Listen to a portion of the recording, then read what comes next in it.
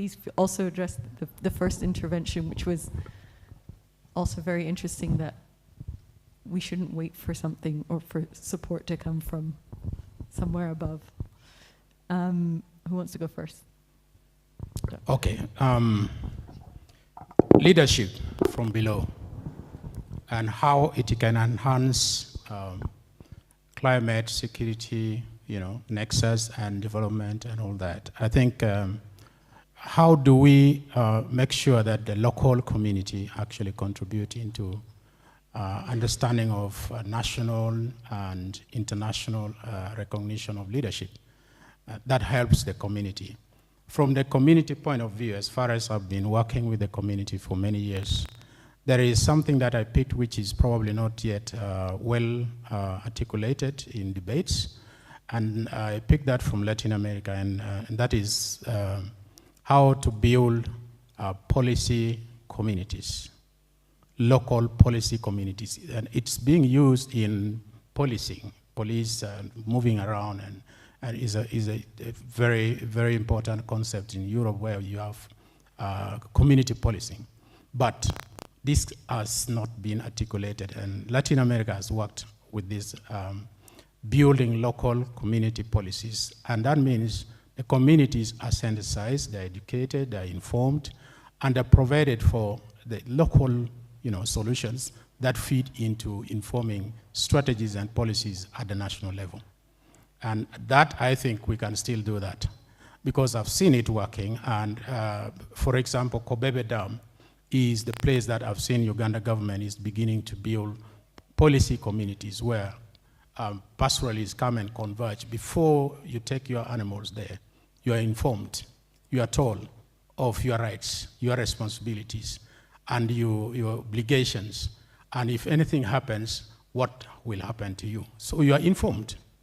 But those kind of approaches are not translated into policies, and we don't look at it as something important. And also, again, in South Sudan, communities who could actually be leaders at the local level get diverted into fighting for their lives, fighting for livelihood. They're not informed, and they are not even connected. We talked about providing them with social services. The roads from Jongule to Unity, you'll take like 5 weeks to reach by road, and because of what he has mentioned. Now, if we provide services to communities, people are linked up, children studying different schools in different areas, and people get informed, and we will reduce conflict. We get knowledge right at the bottom of the local level. So let us create development services, which is there in the community that we can do. There is another thing that I can also say, that so many leaders at the local level have become so comfortable with aid, and they depend so much on aid. Things are being provided for them. I've seen this when I was working as a technical person, desert locusts for IGAD, and many people were sitting and locusts are just coming, surrounding them without taking initiative of their own. And you see a situation that people are so dependent on aid, and if we can begin to remove people from dependencies to sustainable development.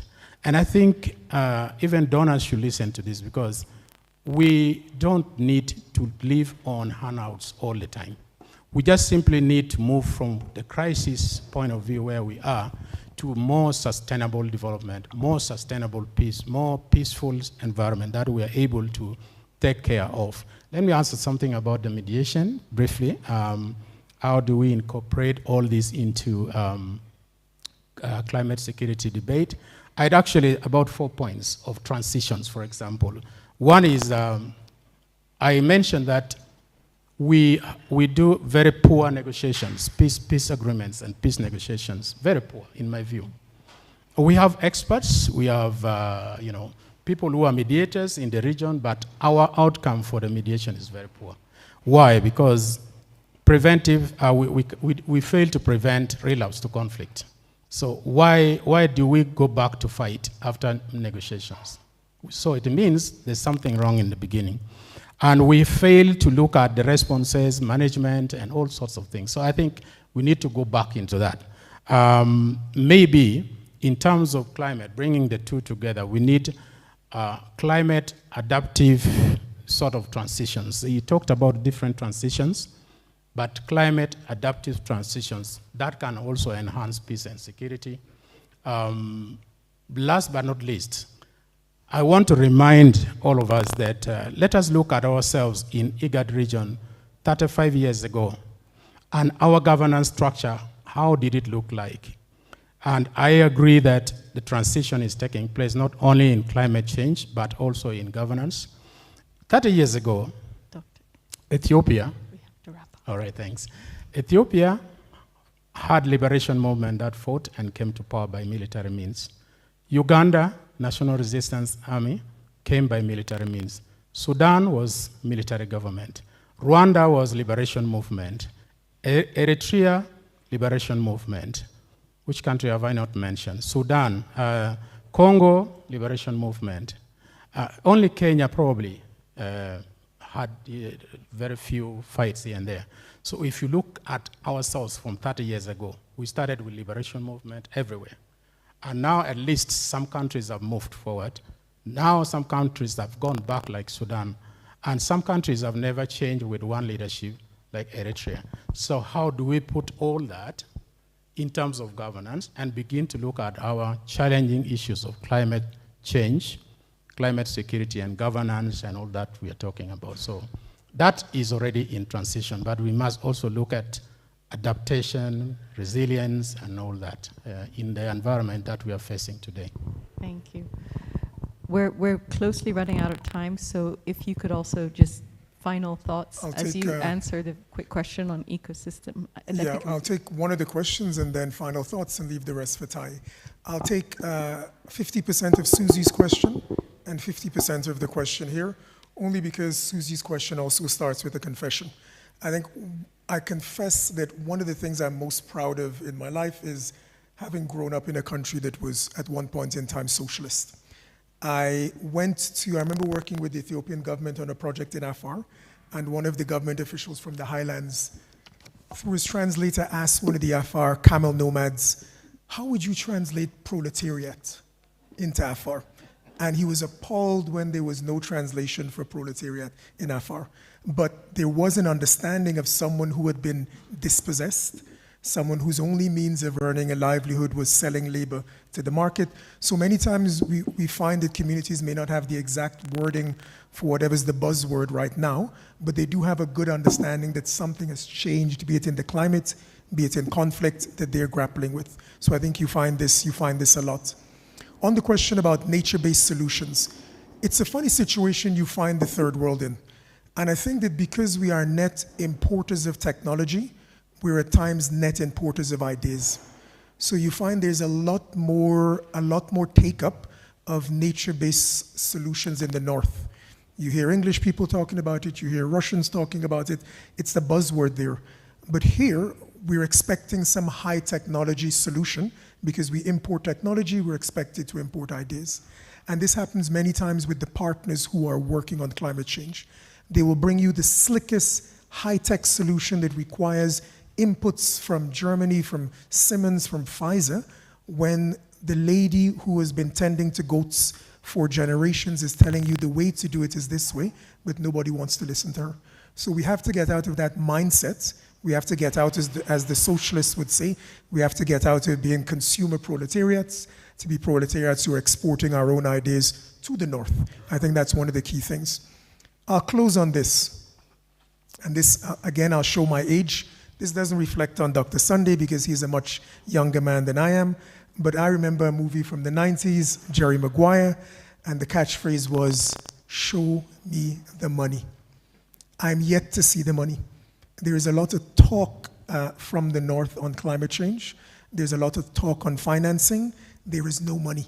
The amounts that are being put forward are small. It is difficult to get it as a third worlder, and it doesn't match the scale of the crisis that you as northerners have created. This is not our crisis. This is yours. China, India, Russia is another third world country. They're now jumping onto the pollution bandwagon. But the last 200 years of high levels of pollution and changes within the environment has been caused by the Western states, who now look at it as if these are our crisis and our problem to do with a fluctuating climate that has nothing to do with the Industrial Revolution. Until we get out of that mindset, we will not have equality. And until there is equality, it will be very difficult for us to sit face to face with you without coming as angry third worlders around what you have done to the planet and what you expect us to pick up the check for. I'll close on that not incredibly positive note. Thank you, Kwesi. Basically, that is a kind of answer to the question that arrived from the participant. Basically, there are a number of initiatives within the AU, but they are relatively new, and they are still yet gearing up. For example, at the end of this year, we are expecting the publishing of the chairperson's report on the nexus between peace and security. And we have our Department of Agriculture, Rural Economy and Environment. They publish a climate action plan that is going to look into these different hotspots. But again, in order to come to different actions and responses, it requires financing. And when it comes to that action, there is no tendency to act on it. We are actually looking for some kind of easy financing that may channel in. And the very idea of this climate financing is creating some kind of, I can say, laziness in our own structures in such a way that we are looking at it, even if it is never coming, we are just looking at it, and we create some kind of competition among ourselves with something that is yet to arrive. Okay, instead of looking for possible alternatives that may happen, let's say engagement with business people, okay, different entrepreneurs that are happening or there in the community that are also being affected. Okay, therefore we can utilize different mobilization strategy, but the leadership tend to wait for something that yet to arrive instead of looking for that. But the easiest possible solution is actually to look for possible scenario where we can adapt what is available and try to give a kind of fix to the problem. But even if the problem is very much visible, nobody has got the courage to look into those alternatives, because there is this buzzword financing, climate financing, and endless scopes that are always being a gathering of people. Therefore, we should really tend to ask for the money if it comes, or if not, we need to find alternative ways. Thank you. Thank you so much. Please join me in thanking this excellent panel, and we're going to wrap it up there.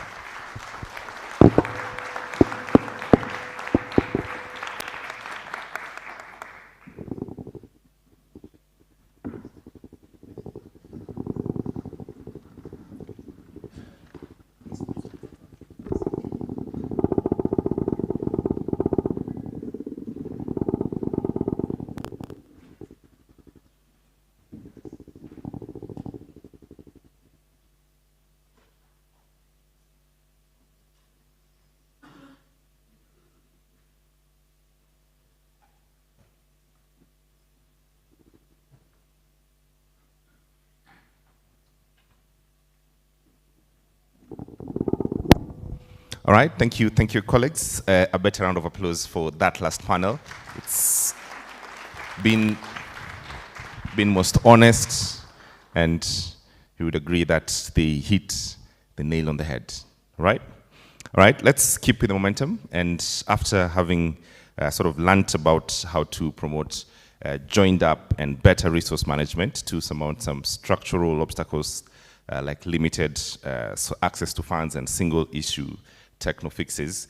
I now want to hand you over to the fascinating judge, Professor Nixon Sifuna, who's going to take us through a next session, a deep dive into two of the most pertinent issues pertaining to climate and security affecting our continent, and that's climate migration and our green energy transition. A better round of applause for Judge Nixon Sifuna tafadhali.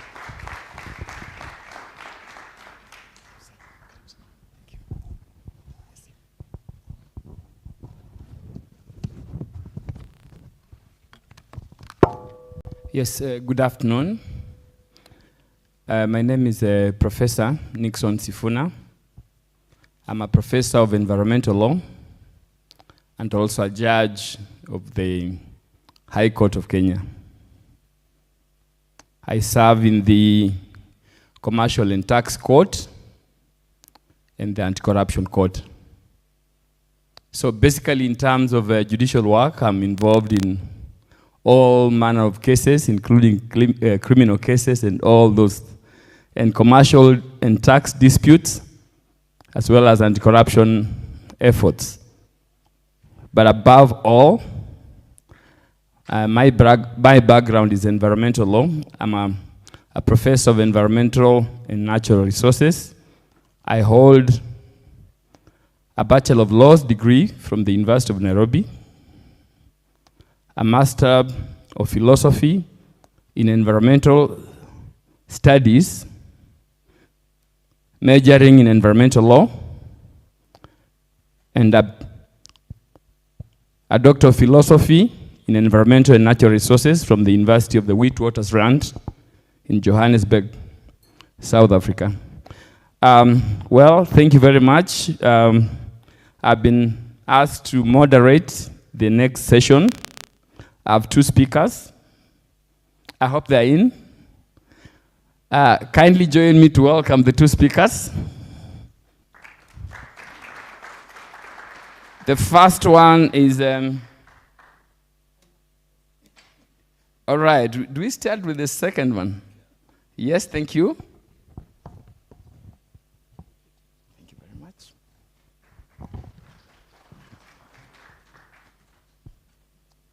Just by way of introduction, some bio. This is me.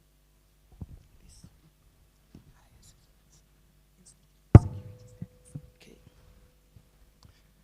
Yes, I have the pleasure of introducing your first speaker in this session, Otilia Anam Maungamita, head of, is that how it, yes, thank you. This is a hard name. How do you pronounce the second name, the surname? Maunganize. Maungarize, yes, Maungarize, head of special projects, Office of the Executive Director, Institute of Security Studies. Thank you. She'll speak on Africa's green future, the geopolitics of energy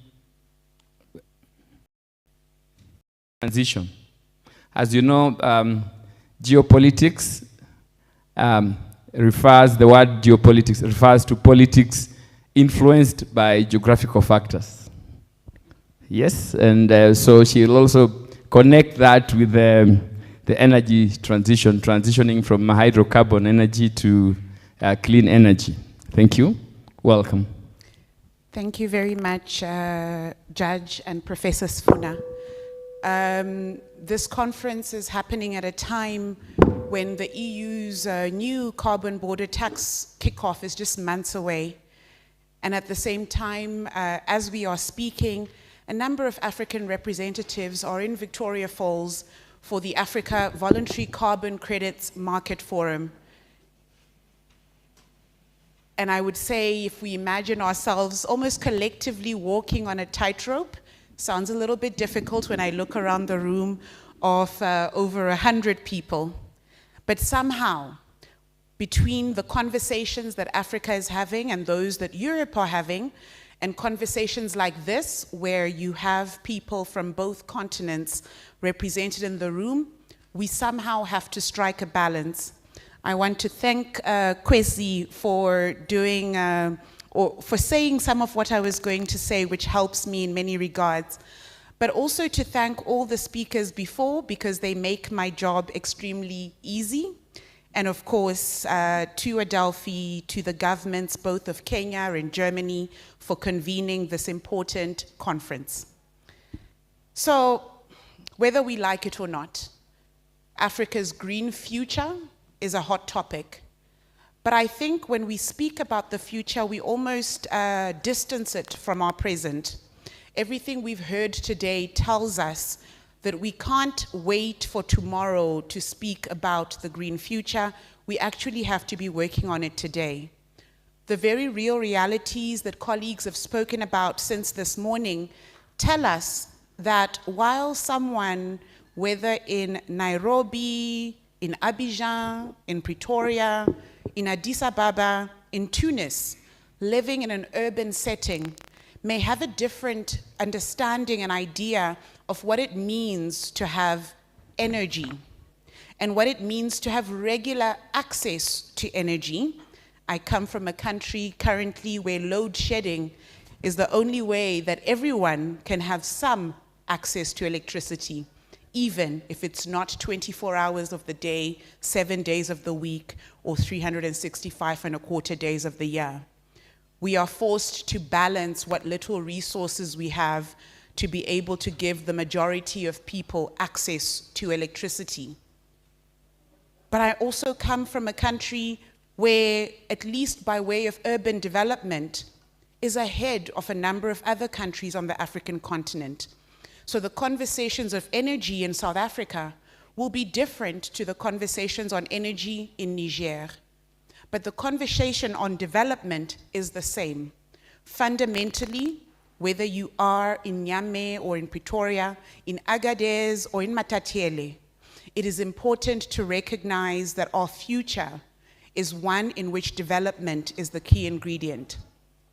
The three main issues that I'm going to cover are, of course, the green energy transition with this context in mind, then the positive potential, but also the spoilers of this green energy transition, and finally then, what does this mean for how we engage with the rest of the world, but also internally? It would be remiss of me to speak this afternoon without recognizing the many crises on the continent in which resources are a fundamental driver of those tensions. Whether it's a limitation to the access of resources, whether it's the discovery of new resources and the need for people to have them. Whether it's in both Sudans, Sudan, Khartoum, South Sudan, Juba, whether it's in Ethiopia at the moment, what we are seeing in the north of Mozambique in Cabo Delgado, or in the Sahel, we have to be mindful of the tensions that exist. And we also have to be mindful of what people want, what people need, and what we're able to provide. There's been a lot of talk about Africa being able to leapfrog into a sustainable, secure energy future. However, and I have to repeat this, across the continent, there are reasonable grievances around how do we do that in the face of climate injustice, inequity, and perhaps what is termed in some parts of the continent as energy imperialism. Africa, of course, and again, Kwesi, thank you. You can invoice me later, has contributed the least in terms of waste as well as carbon emissions. Of course, it faces the gravest impact, whether it is the increase of cyclonic activity in the region where I'm from, in Southern Africa, where over the past 5 years, we have seen the number of cyclones that we had seen over 50 years prior. It is no joke that over 400 people died in eThekwini. It is no joke that Cyclone Freddy devastated Malawi, Mozambique, the island nations of Madagascar, as well as Mauritius. It is no joke for African people that that happens at a time when we're also having conversations around how do we transition better. For a person who's never had access to electricity and energy, they may be wondering, what are we transitioning from and to where? Forget whether they know what carbon means in their local language. They would be curious to know, how do you move from what you currently have, which may be very little, to this green energy future, and are they the ones that are going to benefit from that? We have seen shifting weather patterns in the Sahel. In a country like Niger, where flooding has occurred before, but over the past 3 years has occurred annually. or pestilence in the Horn. And these are regions also that are calling for Africa to come to the table, not as an agenda item. So I'm very happy that the Berlin Climate Security Conference is happening in Africa. We're talking about Africa as Africans on the African continent. We're not just an agenda item, but we're also discussants in this conversation. And regardless, reality as it is reality. We cannot ignore the impacts. We cannot ignore the imperative for sustainable development. So as I begin to wrap up, colleagues, we need to reflect on who will benefit from a green, just, and I have to stress just. If you forget everything I say today, remember that when I spoke about the energy transition, I spoke about it as a just energy transition, not just an energy transition. Work with my wordplay here. So for the energy transition in Africa, we have to recognize who could be some of the winners and some of the losers. Some of them may be familiar to you.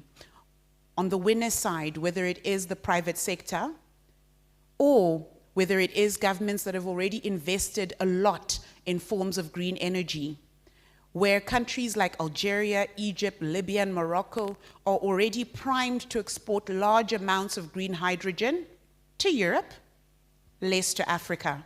A conversation that brings us then to who the losers could be. Which countries would benefit more if there was cheaper, readier to use access to green energy across the African continent who have struggled to date?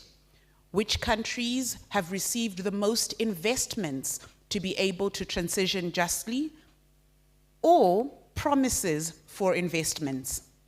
Whether it's South Africa, the Kingdom of Morocco, Egypt, Kenya, or Nigeria, who, let's be honest, are already better off countries. How then do we allow some sort of a balance between those that stand to benefit the most and those who are on the other side of the inequality scale? And what are the ways that this could entrench inequality, with a number of African countries already lacking behind, particularly on development? But these losers could be winners if we speak about acceleration and better approaches, financed approaches to dealing with these issues. So what will the African energy transition mean for geopolitical relations?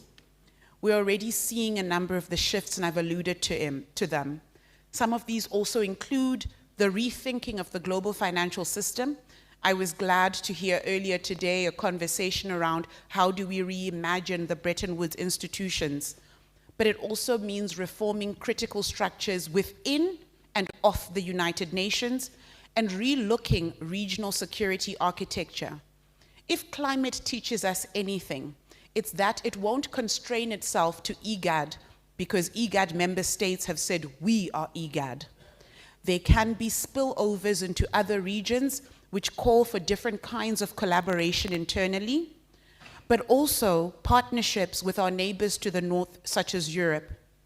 It also calls on us to wear a climate lens in the way in which we look at existing conflicts, and also ways in which we can look at that development, whether it is in Ethiopia or Sudan.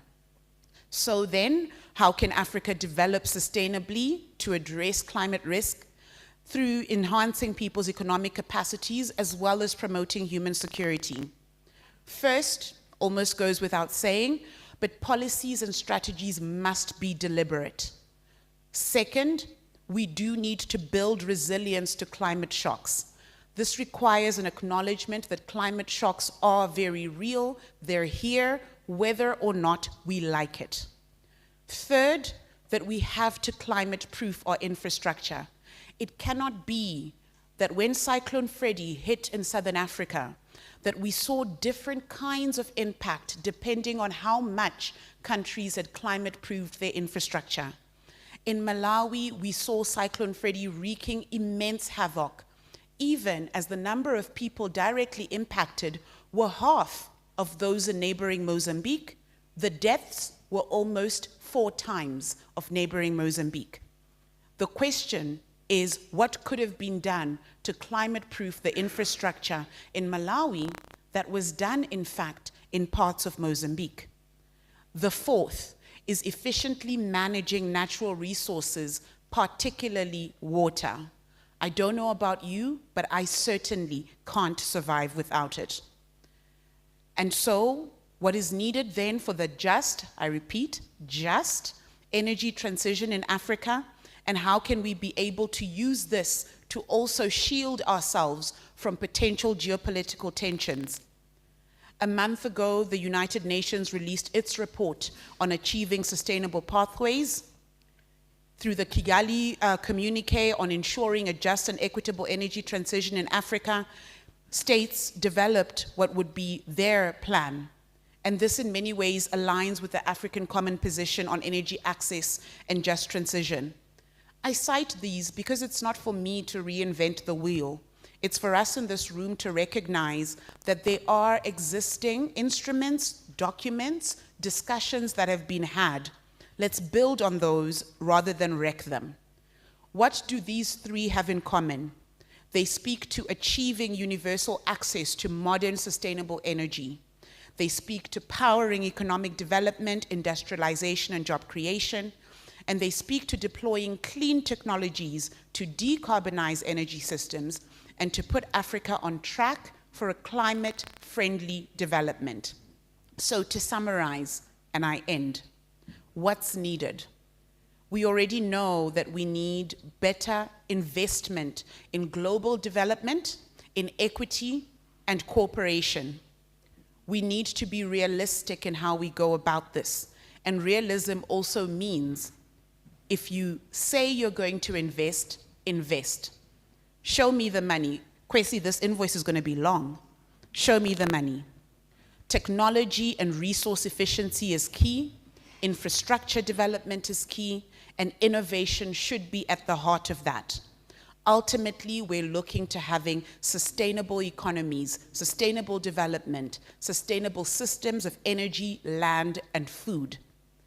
And if we do that, a conversation about the geopolitical impact of an energy transition will be less about conflict, and you would have been mindful that I only mentioned conflict in passing, because these conversations have to be more about building, about restoring, and about sustainable development than they are about the negatives.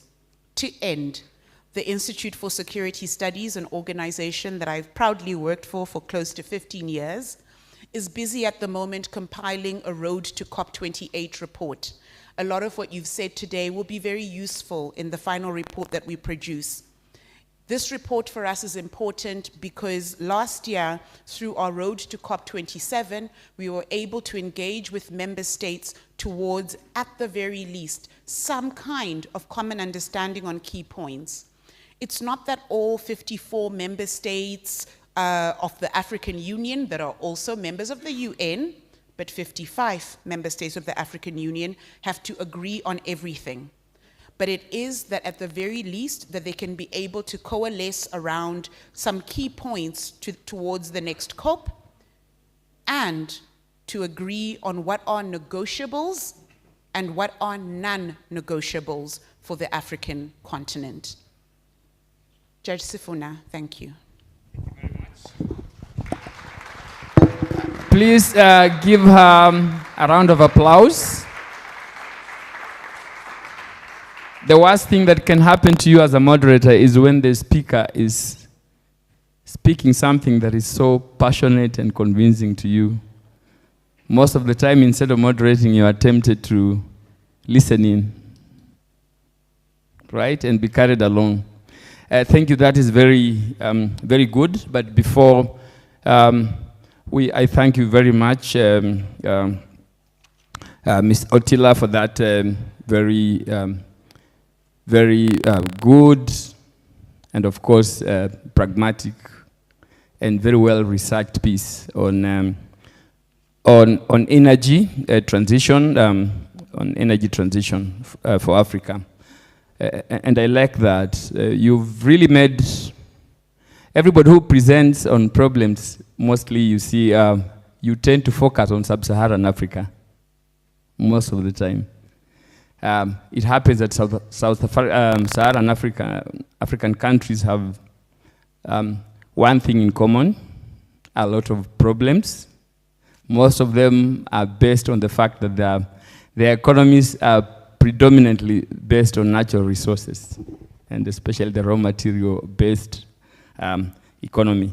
Maybe before we go there, I would like to pick your mind on one or two things that you have raised. Well, Kenya's second president, the late former president Daniel Moi, coined a term that I've seen is similar to what you've coined today, what he called garbage imperialism. By the way, that is a term that was coined here in Kenya. It's homemade, yes. And it has a relationship to what you've said. What happened was that there was concern about transboundary movement of hazardous wastes.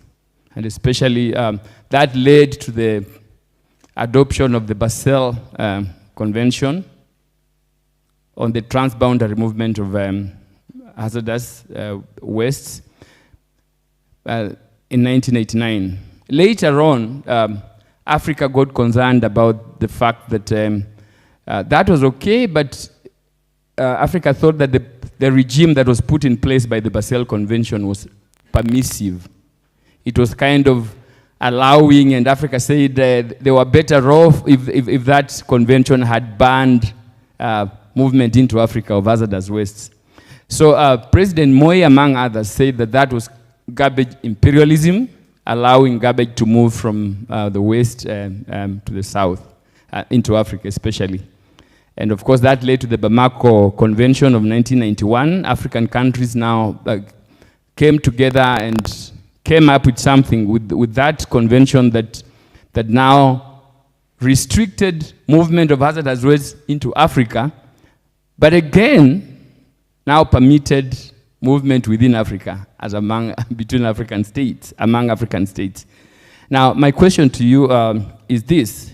Do you think that this kind of imperialism that you talk about now, energy imperialism, that maybe it's high time that Africa and African countries, for instance, or probably even developing countries, came up with an instrument or instruments, maybe regional or multilateral, that could restrict or address the fact of movement of hydrocarbon-based energy.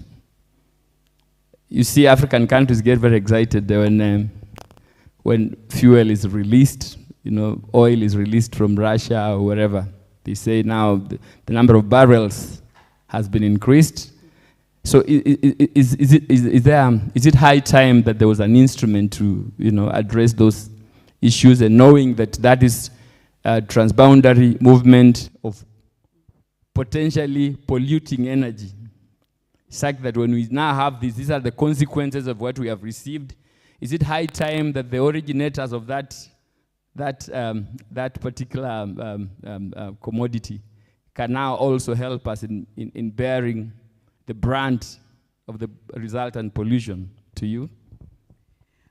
Well, what a loaded question, and I wasn't prepared for a Q&A, but that would be in many ways a counterweight, I would say, even now to what will be rolled out starting in October around what is effectively a carbon border tax, at least from the EU side.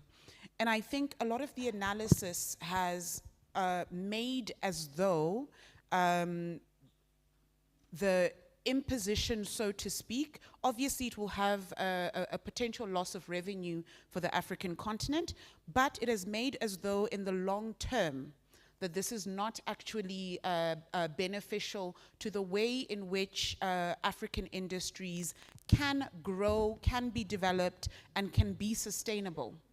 And I say this because, and I mentioned in introducing that our level of development across the continent varies.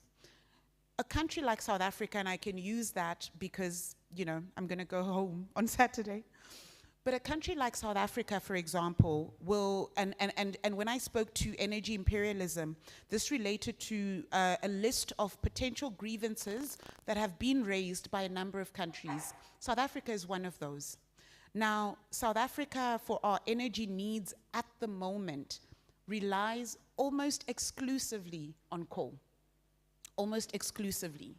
That being said, we have not, and this is at a country level, which then ripples regionally, and it speaks to this instrument that you ask about, we have underexplored the immense potential that we have for better energy sources, particularly for communities at the moment that don't have energy at all.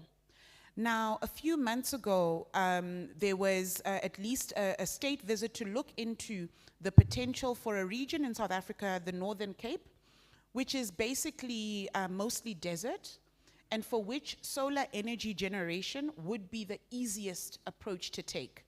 What that does is, at first, if you start initiating your own processes internally, when you then go at a regional and continental level to negotiate an instrument that meets your needs, but that also addresses a key and fundamental issue around how much do we tax hydrocarbons or not, and how do we go about it? At the moment, let me be blunt, for a country like South Africa, it is going to be difficult to have that conversation with countries at the moment that are non-reliant or less reliant on carbon for energy generation. It will be an easier conversation for those that are reliant a lot on hydro electricity, for example. So it's always difficult to negotiate a common instrument, particularly in this regard.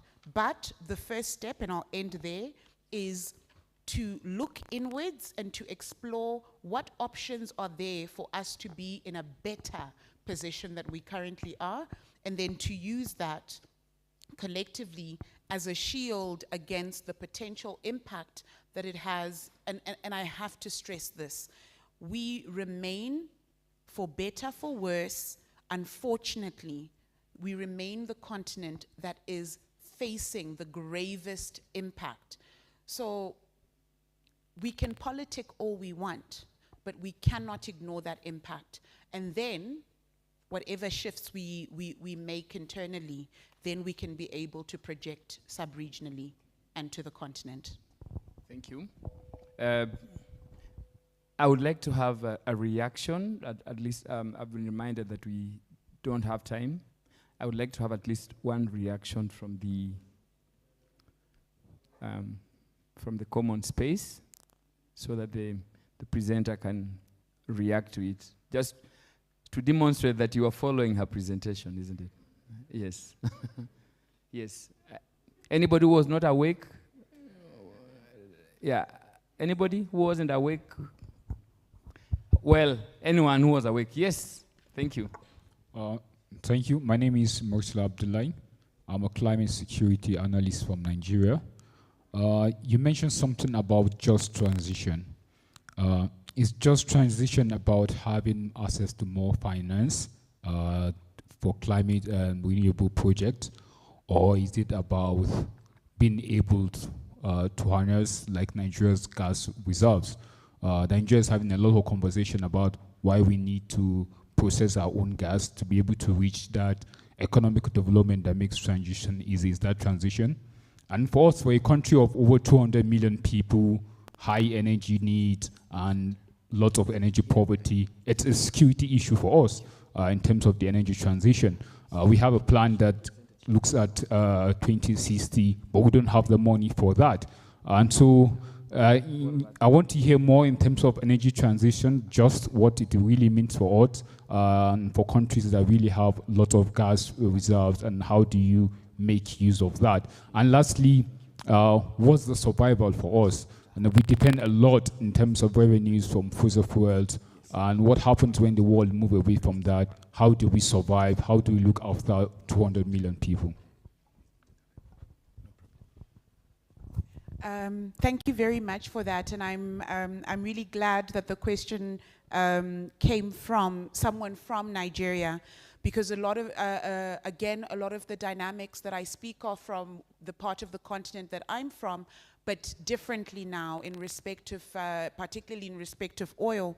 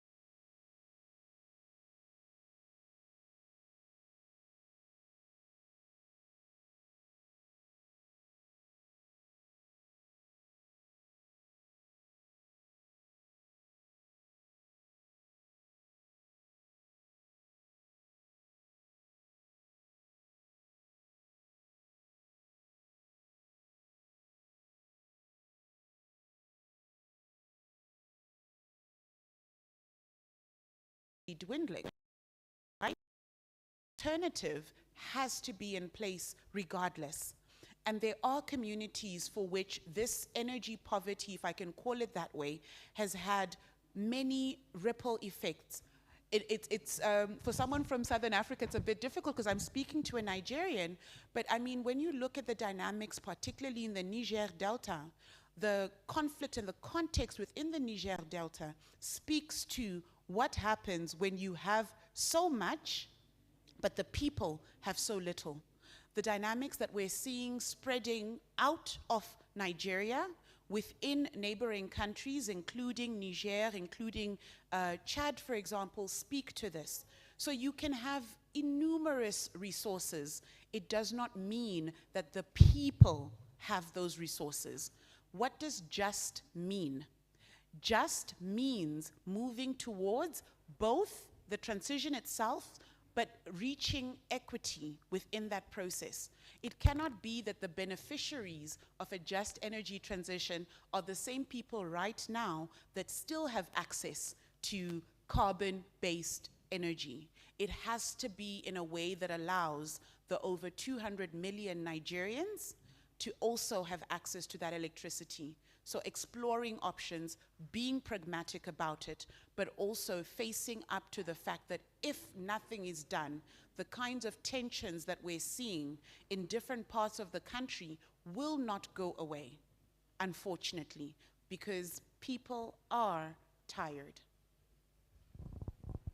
Thank you very much. And maybe to wrap it up, I would say this, that one lesson that we've learned today is that energy is one of the major contributors of climate change. Our energy sources and how we use them. So it's a primary concern.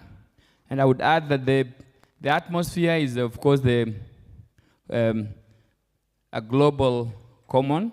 It's like that what happens anywhere in the atmosphere should be a concern of each one of us. And the duty, to whom much is given, much is expected. So there's a challenge now to the West. They have more resources, and we expect them to spend more resources to protect this environment that we are sharing. Thank you very much.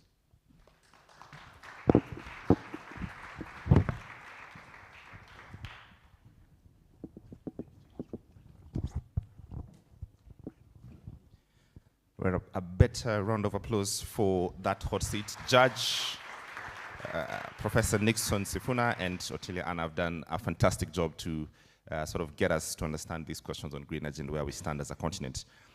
Just a brief programming note. We are going to take a short break of 10 minutes, all right? Get some coffee and stretch legs and have a bit of health break.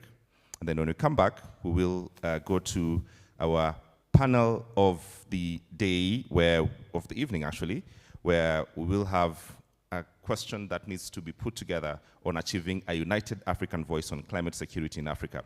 So we'll be back in 10 minutes in this room. I'll ring the bell, 9 minutes to it, so that we keep time this time. All right? All right, great.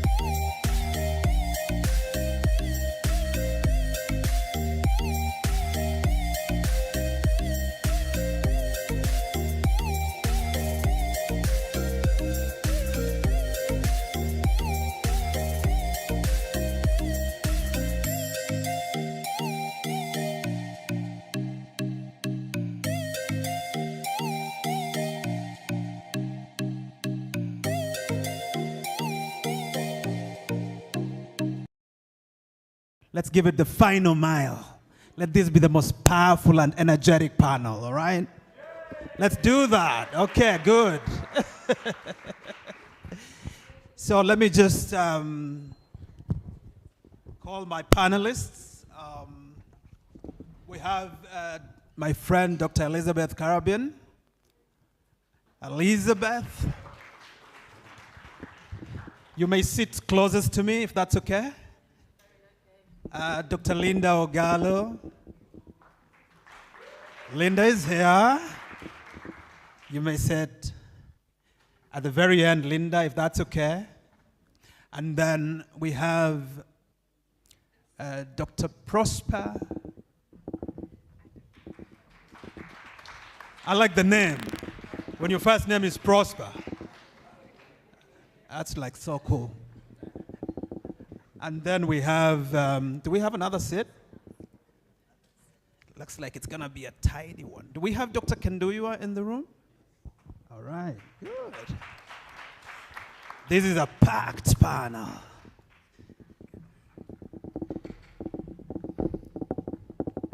So the last panel was really interesting, and I think it ended at a very, sort of a very difficult dilemma in a way. I think, and thank you very much, Otila, for that, for your submissions. But in closing, Professor Sifuna mentioned what I thought was something very interesting, that we are dealing with the atmosphere being a global commons. You know, and part of the challenge with the global commons, or a commons, is this whole idea of the tragedy of the commons. You know, presented by Professor Hardin many years ago, and went on to then suggest that commons are always susceptible to being overused. There are people who benefit from commons disproportionately, and they really don't care too much about the costs of it because they're benefiting. There is a serious free riding problem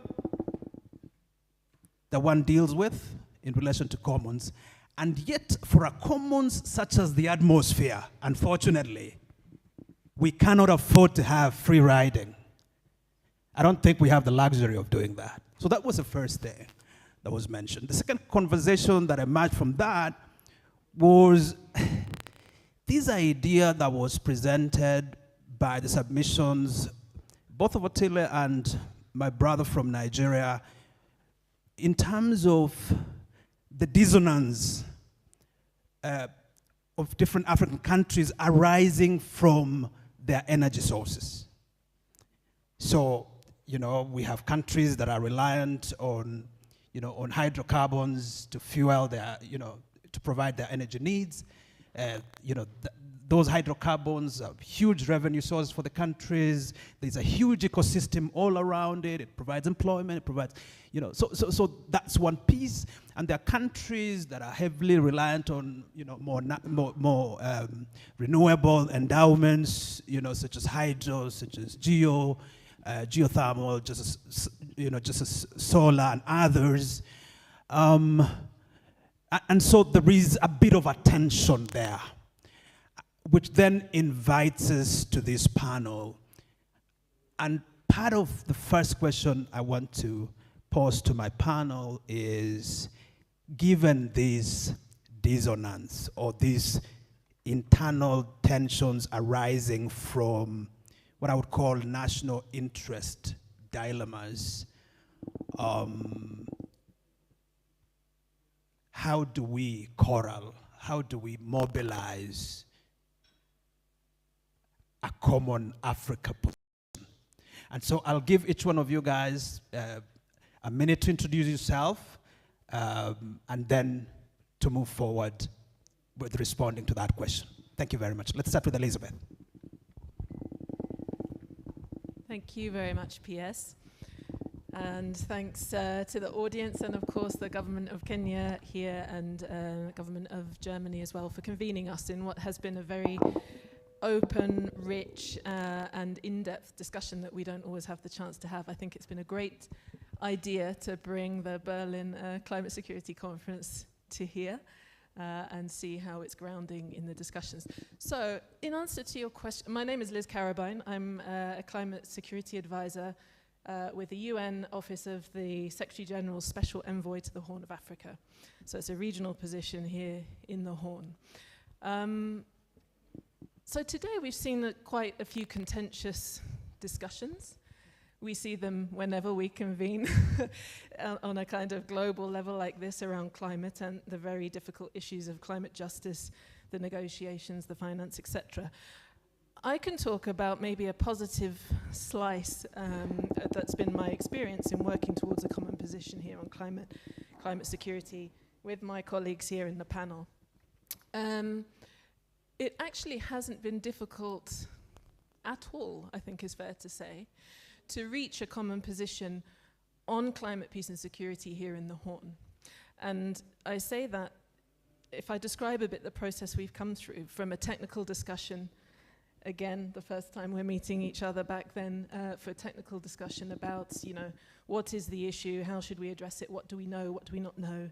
From that first initial discussion, which was the first consultation on that technical level, it was abundantly clear that from community leaders, from peace builders, from the member states, ministries, various ministries, interior, environment, defense, foreign affairs, that a common position was a desire for this region. We understand this is a problem. We want to act, and we're ready to lay down a common position where other efforts at the global level are a bit too slow for us, not urgent enough, and we know what we want to say. We moved through the year with that guiding principle, really, to convene at the higher and higher levels, to the point we've had last month of having the heads of state of this region endorse the very same, you know, call for a response and practical suggestions for having, you know, a regional mechanism that would improve coordination, channel finance, and also improve the evidence base in all of our information.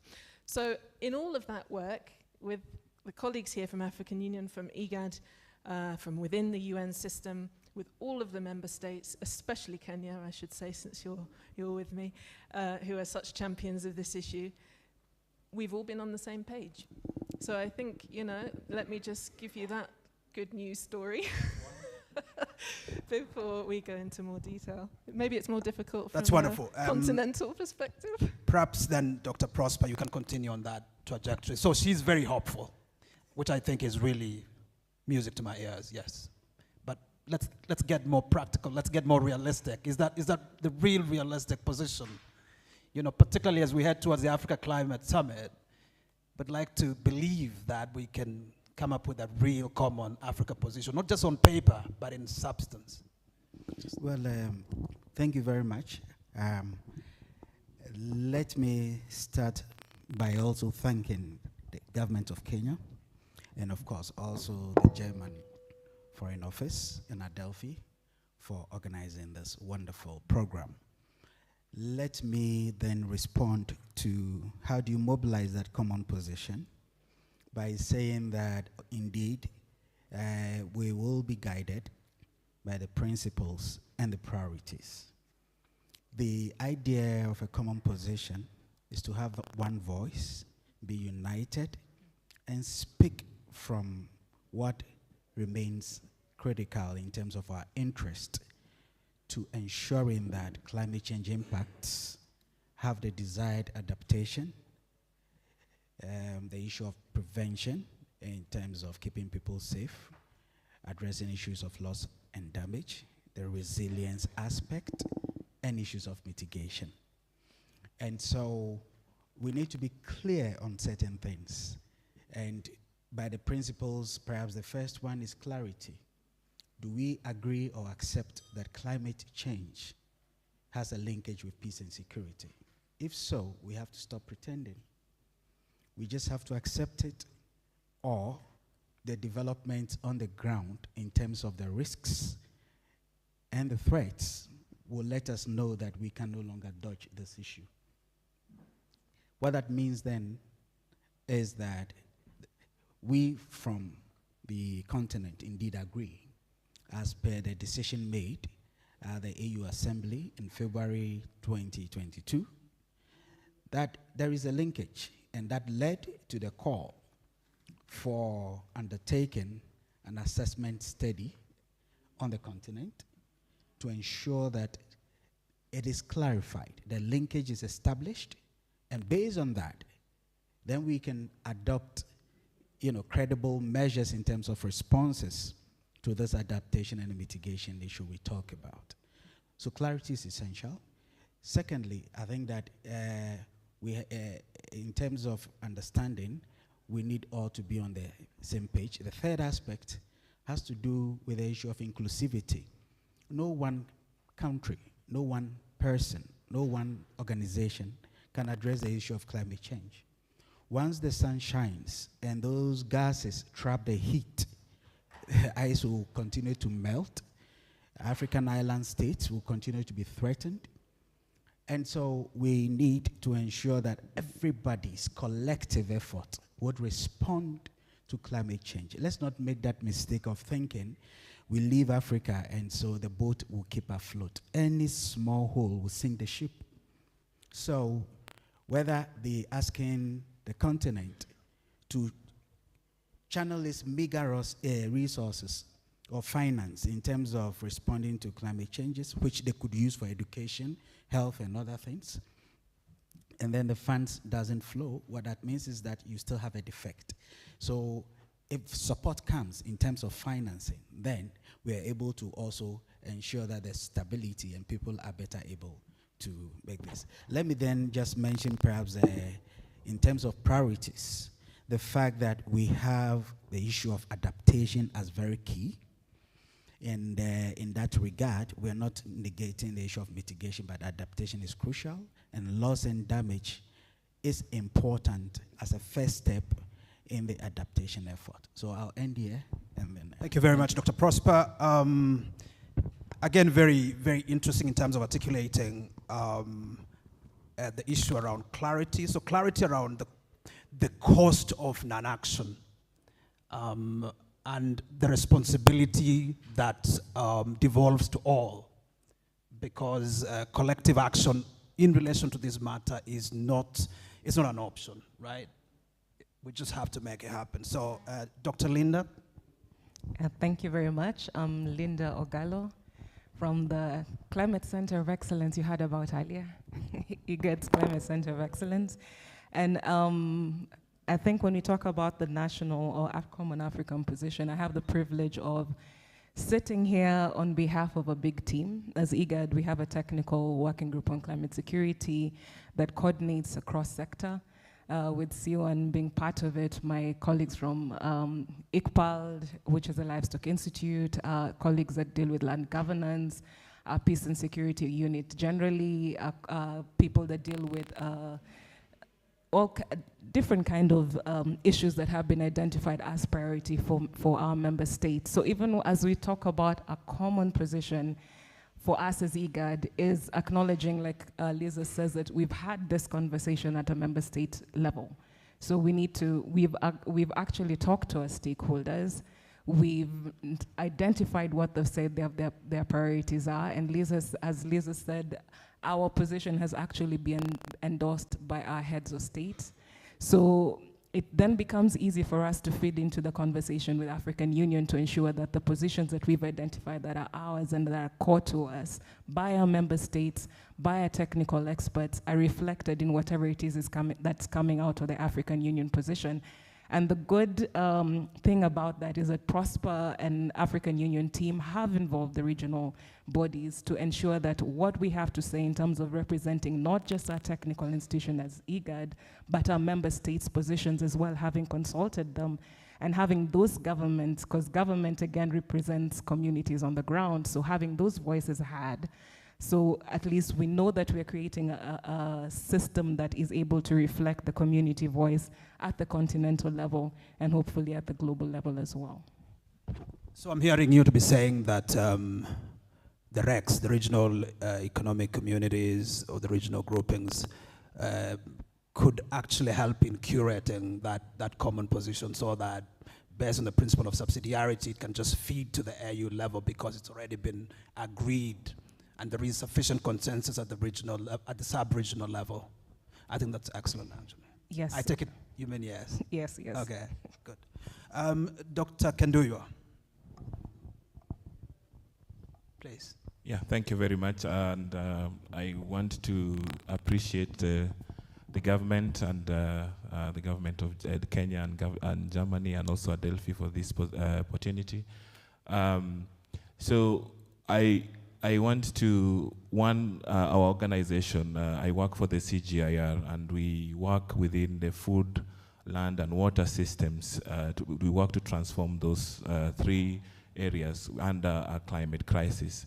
So one, we come from a point of view that we have acknowledged that indeed climate change is here and it is affecting, cutting across different areas of the globe equally, and therefore requires a united front in terms of combating it.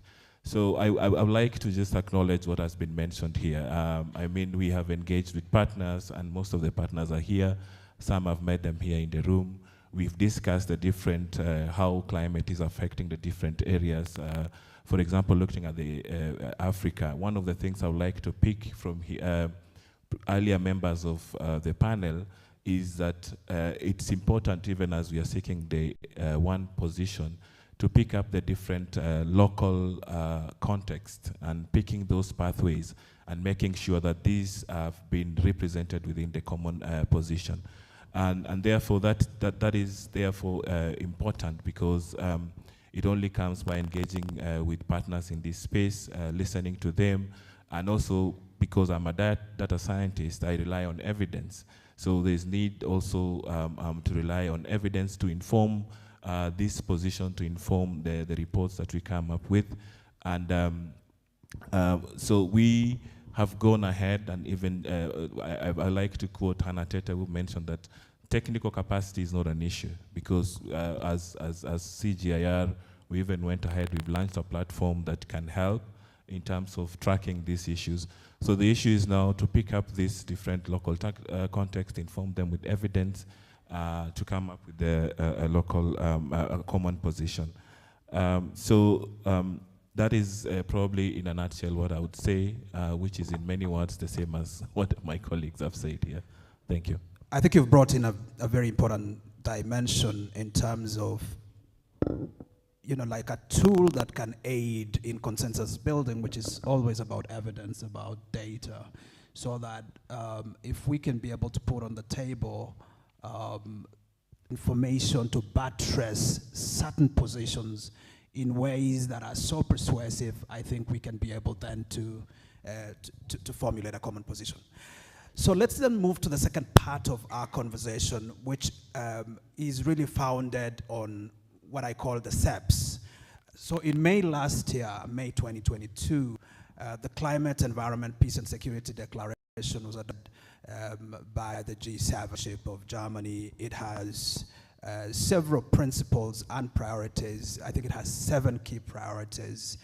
I think we've all, as panelists, perhaps reflected on these principles, and so the questions that will follow will really be based on those principles, but try as much as possible to link it to the core theme around how do we enable or facilitate a common Africa position that is responsive and transformative. So based on the discussions over the day and your experiences, which of the 7 declarations do you think should be the highest priority for this, for Africa? Let's start with you, Elizabeth. Thank you.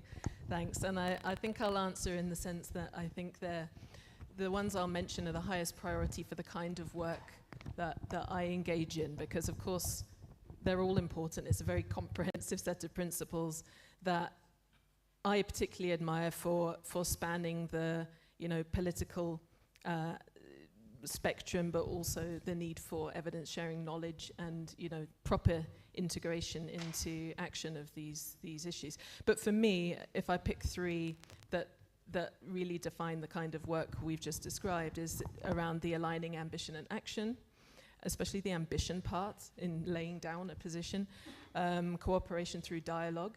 Of course, to reach this point where we've had, a decision at the regional level, sub-regional level, made and passed through the member states and upwards to AU, has taken a lot of dialogue at every level, and political leadership. I think you saw it this morning. We couldn't really achieve those things as the technical actors in these, big multilateral organizations without the leadership of our principals. Some of them weren't here today, but often they are, and that's what I think has really transformed the agenda from, I've 20 years working in the region on climate. This is something that I haven't seen before, where we can start through our institutions and between them to leverage our highest political leaders. And everyone here knows, those leaders are not necessarily mandated on the environment or, mine, for example, Hannah Tete, who you saw this morning, is a mandate to peace and security.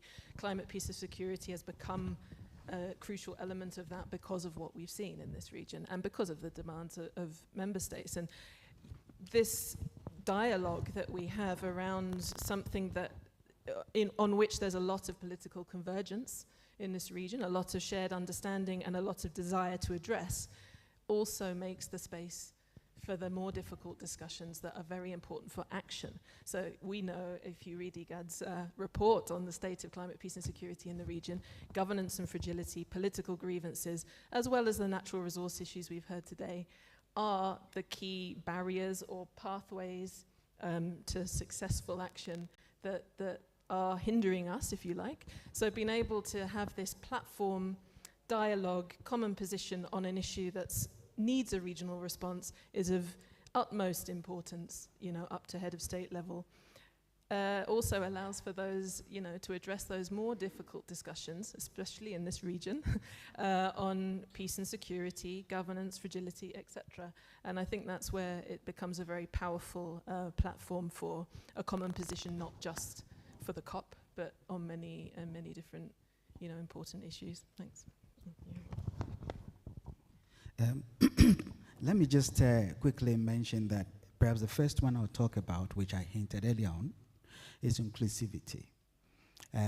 What I mean by that is that if you look at the AU Peace and Security Council communiques, that the communiques that called for developing a common African position, talked about the issue of a chairperson's report. Again, there was also conducting assessment study on the continent. All these would fit into a common African position. Why that? It requires assessing the situation, talking to people, the bottom-up approaches, and the top-bottom, to get an understanding of what is there that needs to be responded to. So inclusivity is key. The second aspect is coherence. Are we all working in an integrated manner, in a logical and consistent manner to address the issue? And so from the AU side, like my sister Linda said, we're working with all the stakeholders, all the actors to ensure that a common position reflects what the continent wants, so that when African group of negotiators go out there, they can speak to our interest to address the issue. The third aspect, perhaps, would be enforceability. We need to enforce some of the decisions we make. Too much talking does not solve the problem. We know what we need to do. And so if we're able to go on this issue of enforceability, I think it will be very helpful. I think really important what you're saying, because it speaks to what the declaration, the climate, environment and security declaration talks about in terms of policy alignment, all the way from the international, regional, national, and subnational level. And so you have really brought it out in a very granular fashion, I think. Please, Dr. Ogalo. Thank you. I think I'm lucky because I get to speak after Elizabeth, so because we work together in the same region. So she gets to say all the right answers, and then I just get to add to them. So, and I think as a region, we have been very clear, and she talked about the report about what our issues are, what the linkages are, what we want and how we want to respond to it. And I think that my other luxury is having to sit here as IGAD after some of our representatives are heads of state, the Kenya government has spoken, and just to echo what they have already said in terms of the need for action, the need for the finances to flow, and the need for the finances to flow in a timely manner, in a way that they can actually constitute change.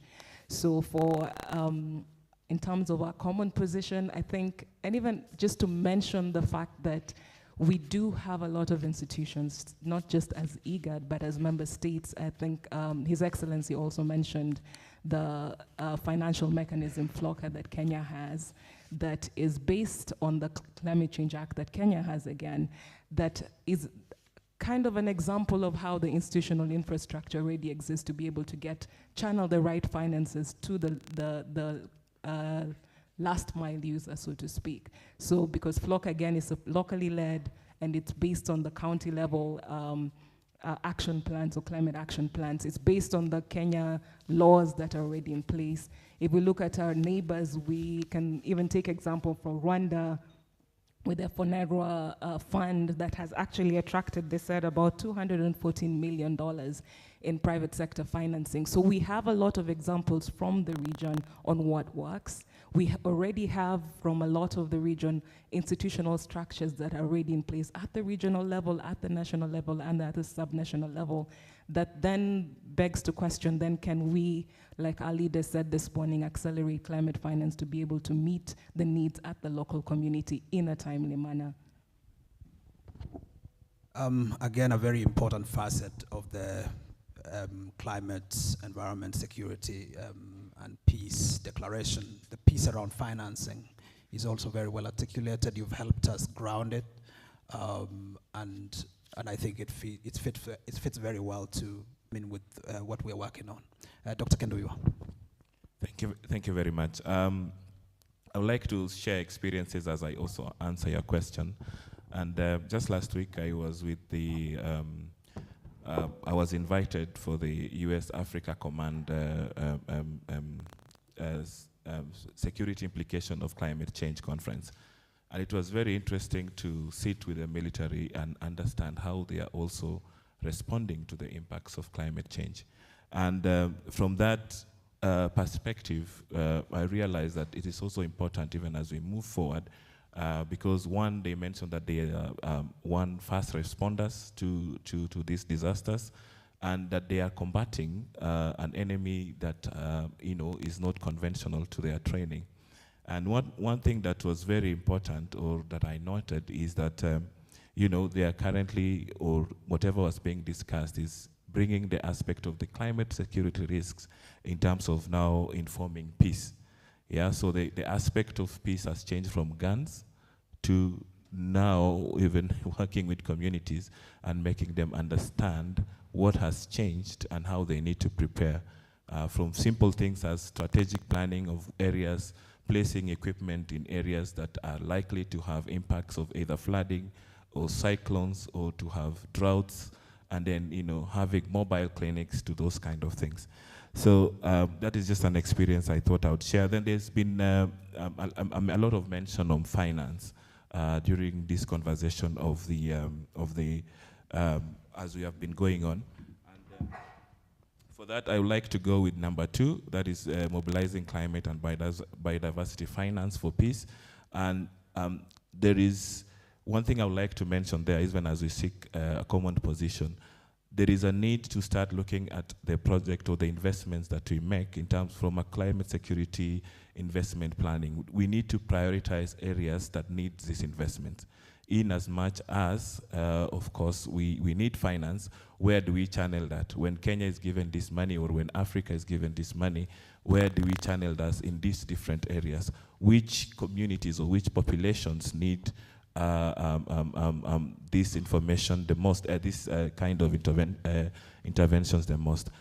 I would like to finish up with a very good example that was given here, that a project in Cameroon where wells were dug, and then a lot of investment was placed, and people still go to the to their normal business. So there's also a need to pick up the need to engage knowledge sharing and bringing that into the capturing of a common position, and also going, having a peace-inclusive, peace-responsive programming. So if you want to do a project, engage communities, know what they want, and then, say that later on you don't have repercussions, because there is what we call maladaptation. We are currently asking for finances, but have we started prioritizing what interventions are needed where? So it's one thing we seek the African position.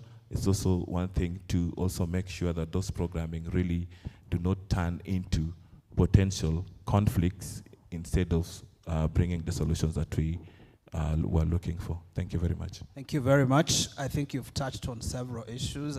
What is most interesting is this whole idea of all of government approach, that climate is not something that is just nested at one State Department. Say it's not an environment problem. It's way bigger, and even militaries have a role in it. And that, I think, is a very unique thing that you've said. I'd like to throw this back to our very, very learned audience and get 2 or 3 questions from the floor, and then we will come back to you. Questions from the floor, first takers. I have number 1 there. I have number 2. Any other question, final takers? That's number 1. Oh, so number 3. I know. So number 1, number 2, number 3. All right. Thank you very much again. Mine is not a question. I want to add some few points to what Prosper has mentioned. I know we have worked a lot, Prosper, on some of these issues. One of the things that maybe you need to also highlight a little bit is the post-conflict reconstruction and development policy in as far as climate security pillar is concerned. I know we discussed this in Accra, and it is something that is not being reflected even in debates like this. Maybe you would want to clarify more. I think we should expand on the African position and a common position on this issue. And in my view, I think I might be repeating some of the common positions you have already mentioned, like values, but I think we should have some more common position like respect. We all have our different approaches to climate security in the continent, and I think we should have some level of respect and understanding which is mutual. If we are sharing resources and we are utilizing it in the way that we believe it's to our benefit and to the position that we want, and according to our values, we should respect those values. So I think you might need to consider respect as one of the common positions. The second one is ownership.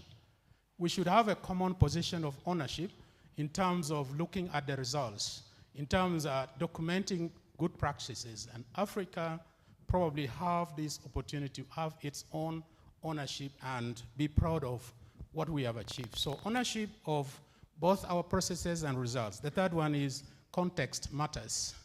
So we might not be having glaciers in Africa compared to what we have in Greenland, and that the context in fighting climate change in Greenland is probably different from what we have in the African continent. So how do we address the common position based on context, African context, regional economic context, national context, and specific context? For example, we can talk of northern Kenya compared to other areas like South Sudan, which is flooding. So these positions, I think, should be reflected as one of those common positions for Africa to stand and move along those directions. And we're talking about money this morning. How do we get money based on our context and hone our results and even put out what we want to own as our own results and put it out there and say, yes, this is what we want, and it should be respected in the negotiations. And thank you for that. Thank you very much. Yes, madam. Hi, Nazanin Mashiri from International Crisis Group.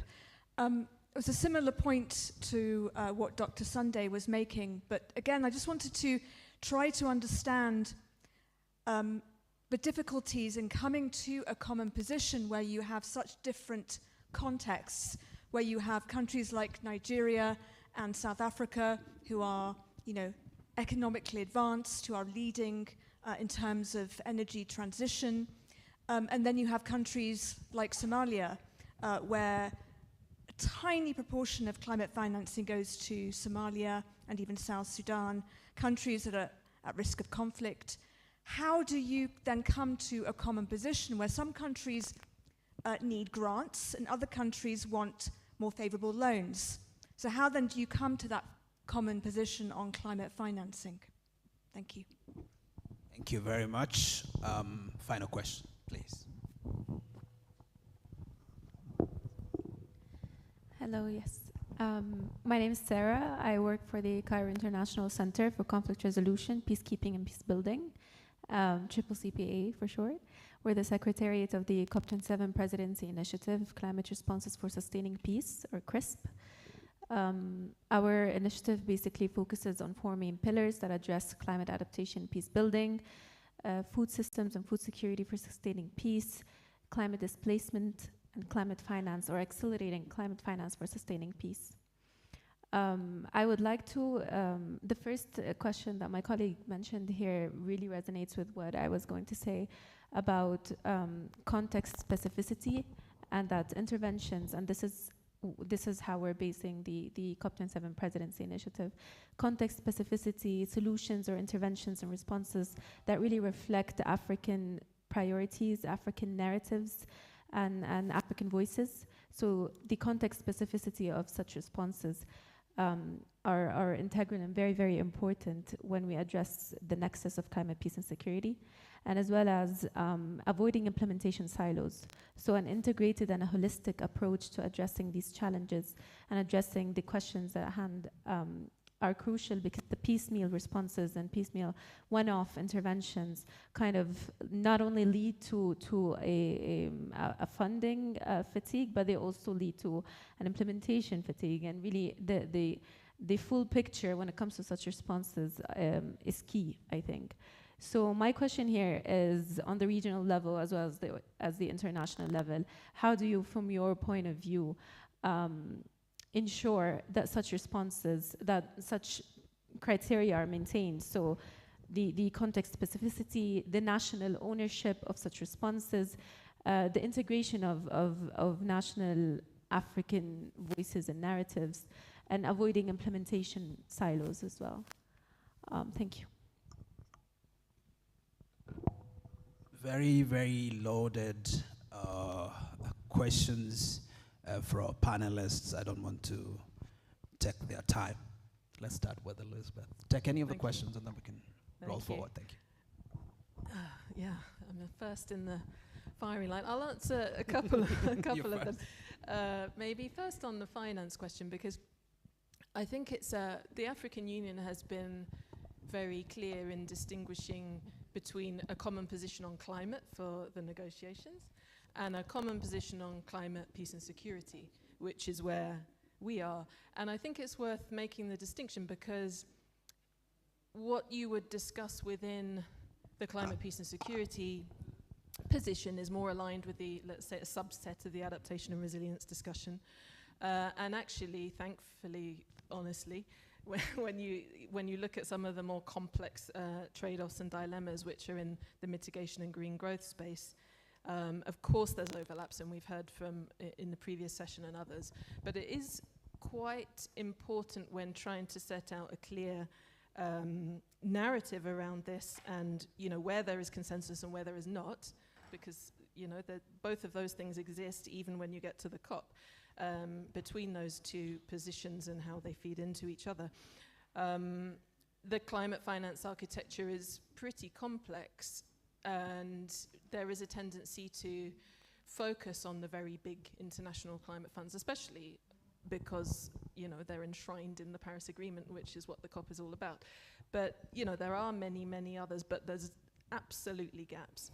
And I think sometimes when we despair about where will we find climate finance for some of these, a Somalia example, if we would look to the Green Climate Fund, I think that's, which I know we are, that's a long-term difficult goal. But there are others, other solutions that might not be there in place through bilateral finance, through other kinds of, multilateral climate or related funds that sometimes get overlooked. And I think if we have a very clear overview of the architecture and where the gaps are. We also know, we heard this morning from the State Secretary what the targets are, from those who are replenishing these funds and so on. It's challenging. So, I think that we can match up the kinds of needs that are needed in one context and another, and have a very good dialogue as we're having today with those on the boards of some of these decisions, or who are trying to decide where big pots of climate adaptation money, for example, can go. What are the exact modalities that we can design if they're not there to get them to where they're flowing very well to the energy sector. We know that Kenya's climate finance is 99% in the energy sector, which is excellent. But we can design other ones. I think on the issue of the how to ensure the context specificity and to avoid implementation fatigue, I'm just going to echo the words of my boss this morning. Ask the governments, local, who represent people. If we come in as UN, which is not unheard of, to decide this should be a priority in this context, and we'll have a discussion with government and we'll implement like this, you can certainly miss. You get the implementation fatigue, you miss the specificities, and you risk the kind of maladaptation that Benson just mentioned. If you work as closely as possible, hand in hand, in dialogue with a whole of government approach, or whether it's a regional counterpart, local government, national government, you should avoid that. It's actually not too difficult. It's not too onerous, okay? Prosper. Yes. Let me just give us a bit of some prosperity. Yes, reinforce the clarity around the CAP, Common African Position. In 2008 or 2009, AU member states came up with a Common African Position on climate change. The Common African Position that the AU Peace and Security Council is requesting is that of the linkage between climate change, peace, and security. And there are various strands to that. As I talk in the AU Commission, there is even a Common African Position on energy. So the emphasis here is on climate change, peace, and security. That said, let me go to the other issue of the PCR, the post-conflict reconstruction and development. The whole idea is that in responding to climate change impacts, you have the direct and indirect linkages. And because climate change impacts lead to conflict, forced displacement, migration, and all these other issues, food insecurity, you can name them, we need to have some program in place to address these things in the communities. And it's about the women, the youth, the children, the IDPs, the vulnerable groups. And so the PCRD is supposed to prevent a relapse into violence and also address root causes of conflict. So this whole idea is that, given that there are impacts, we should have practical programs to respond to that. The third aspect on context specificity is then to say that the regions are varied, and like it was said, what may be happening in the south may not be the same in the north.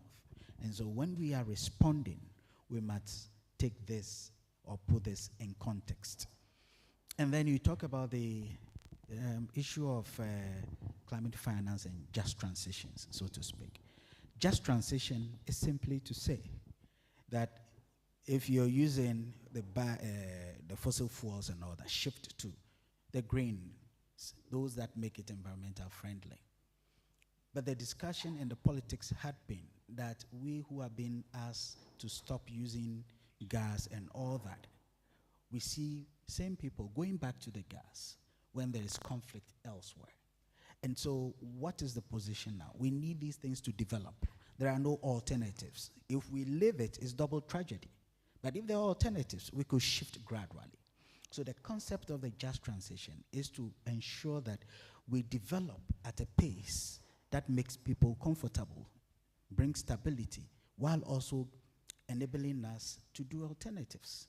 Okay, So it's in that context that we are talking about the just. It must be fair, there must be equity.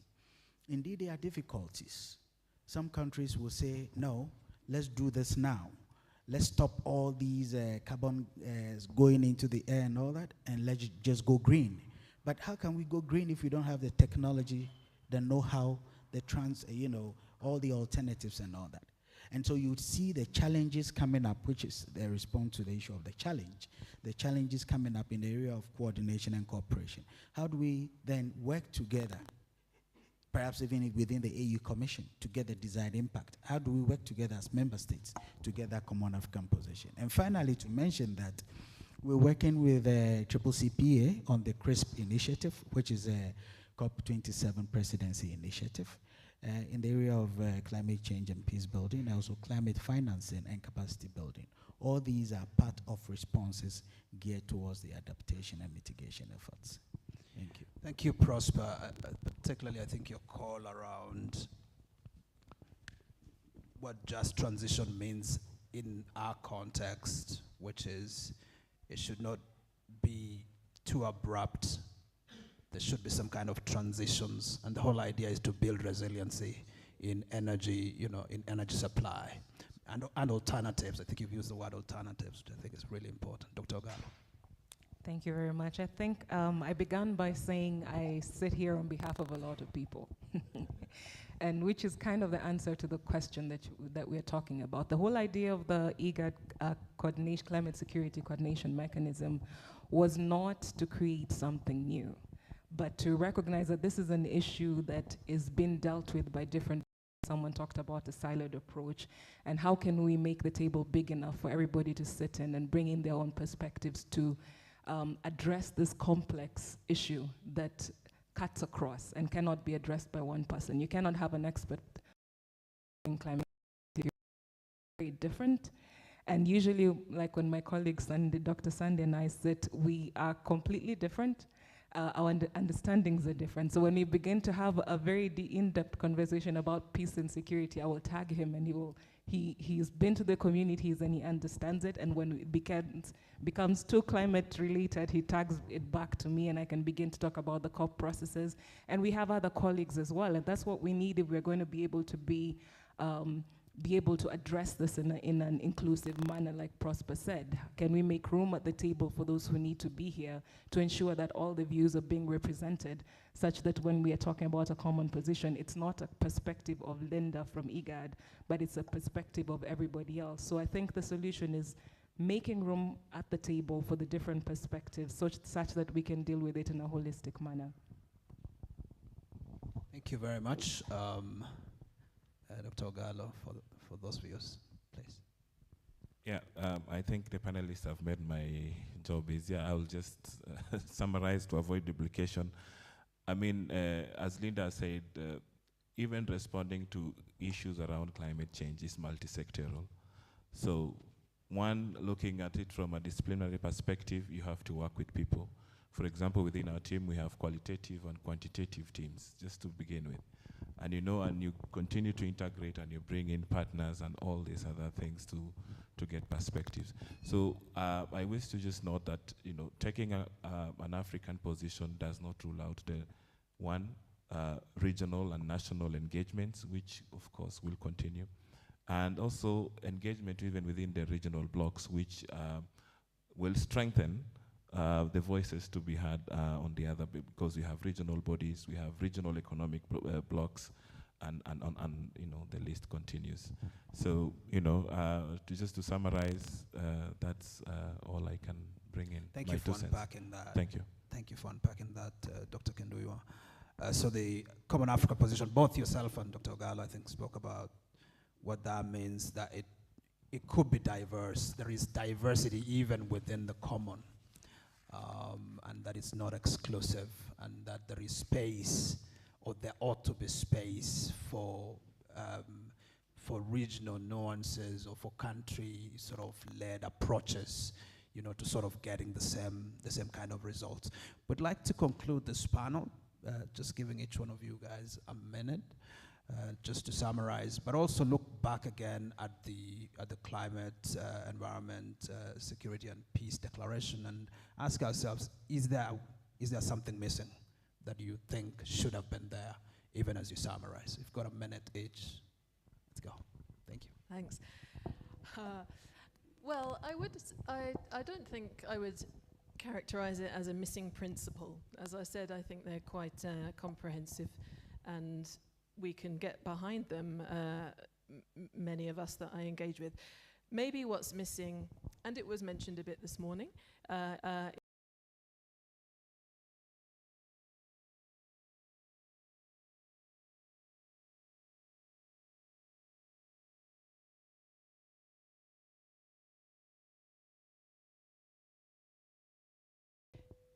what's maybe missing is the full set of voices that need to be there when you then look at the question of how do you enact these principles. So I think that's probably more where I would look for the gaps and areas to build. And also on that, what does always hamper us, I feel, is we are missing that overarching policy, if you like, you know? We are really growing from the bottom up, but we know that we encounter, you know, always that these silos and issues that we mention about finance even and about implementation do come down to the fact that the Paris Agreement is blind on this issue. We know the Security Council's, you know, addresses this issue, but we've failed to reach a common position, let's say, except on a mandate by mandate basis. And it doesn't really fall within any of the other big multilateral agreements where we need to come together and discuss. So that's changing, we see it. Egypt's leadership last year and the United Arab Emirates this year, through champions like yourself, you'll also do the same at your summit. You start to draw it together, but without that target, if you like, or very clear line of where we need to demonstrate our results, it still hampers us a bit as we try to organize ourselves in response to the challenge. Thank you very much. Prosper. Let me just end by saying that when the sun shines and it rains, we are all exposed to some kind of climatic factors. And the exposure is the risk we talk about. If there will be some negative impact, that is the threat, and that's the danger to all of us. So the people at the center of this are particularly the vulnerable groups, the women, youth, children, the IDPs, and all those who suffer. Climate change is a multiplier. There are existing problems, but it intensifies it. So what we're saying is that for us to respond effectively, we all need to collectively address the issue. And in the middle of it is the issue of the finance. If poor countries who have meager resources, which is not even enough for education, health, food, and all, are supposed to be using the same money to address climate change impacts, what happens? It's really double tragedy, like I call it. And so we need to ensure that the financing comes to supplement what we do. And finally, to say that right from the Committee of African Heads of States and Government, the CAUSC, through to the Ministerial Council, the Ministerial Committee, AMCEN, and then the African Group of Negotiators, to the AU Commission, the REX member states, we all in this working towards a common African position, and we hope that with that would have a collective interest to address towards peace and stability of the continent. Thank you.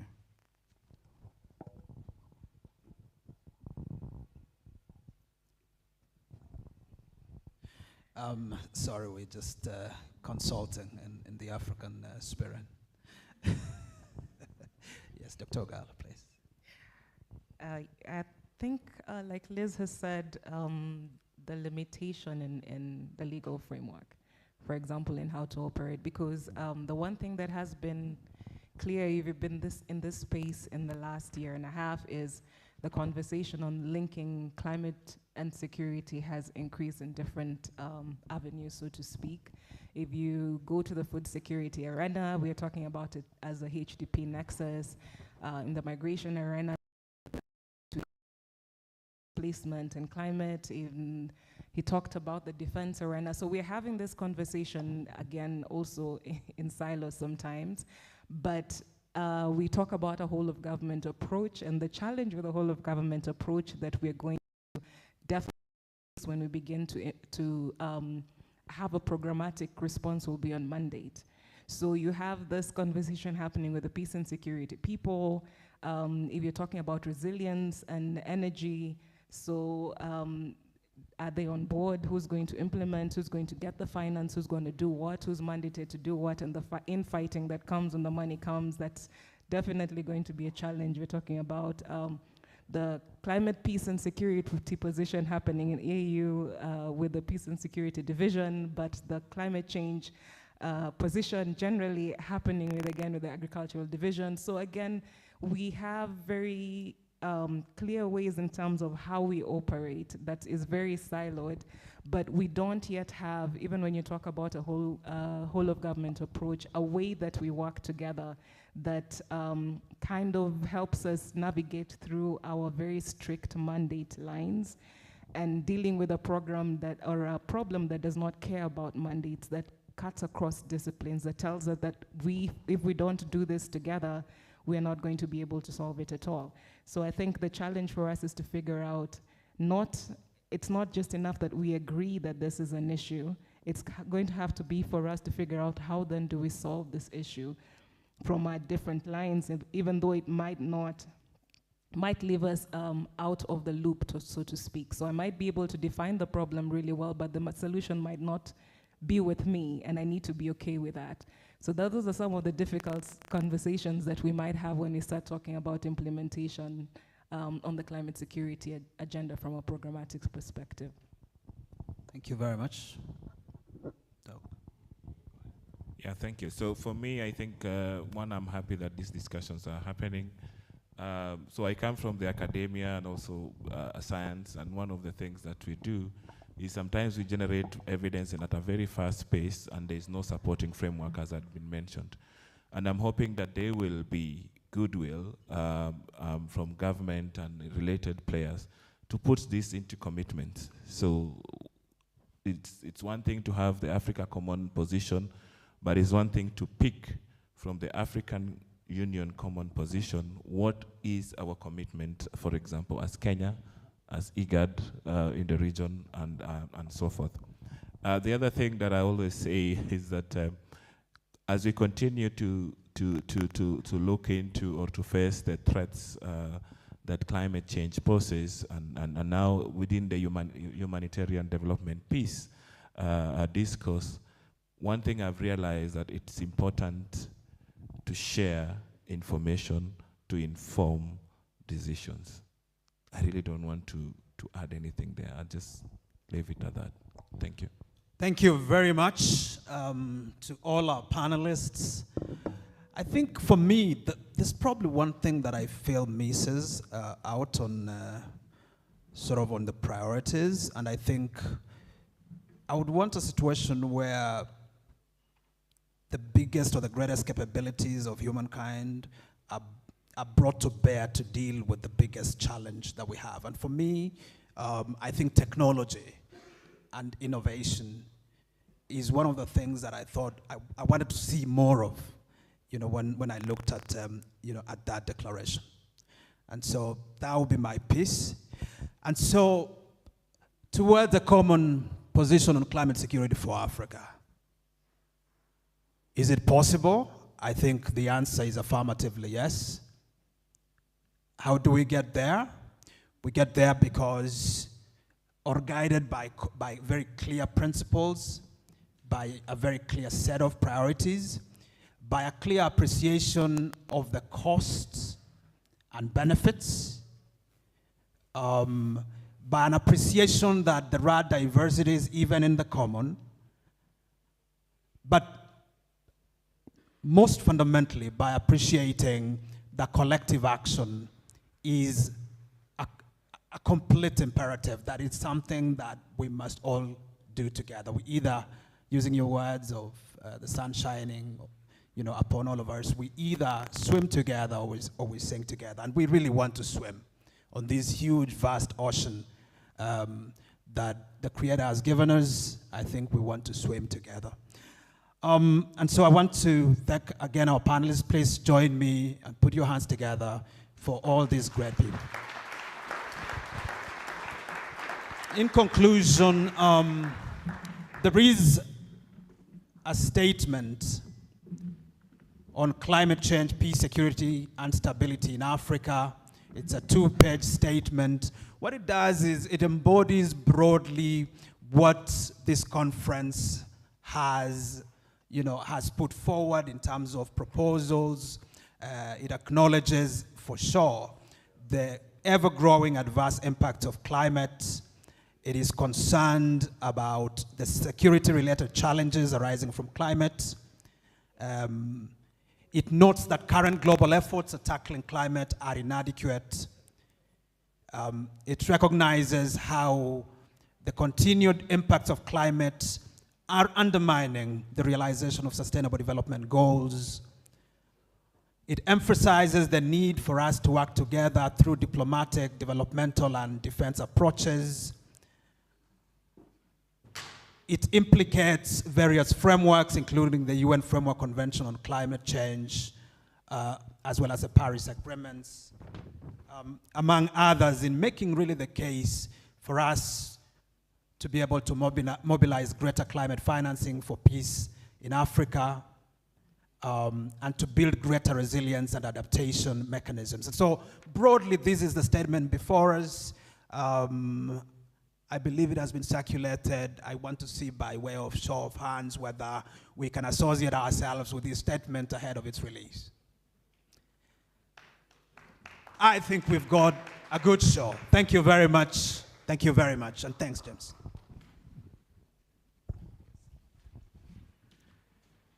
All right, you'd agree that was a really, really fruitful session. A better round of applause for PS Dr. Korir and the panel. And now, ladies and gentlemen, we're just about to get to the tail end of our conference today.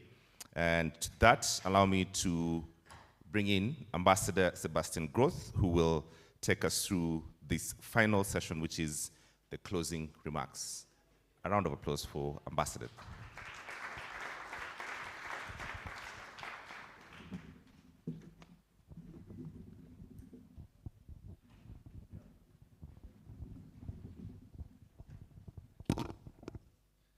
Thank you very much, James, and thank you very much, ladies and gentlemen.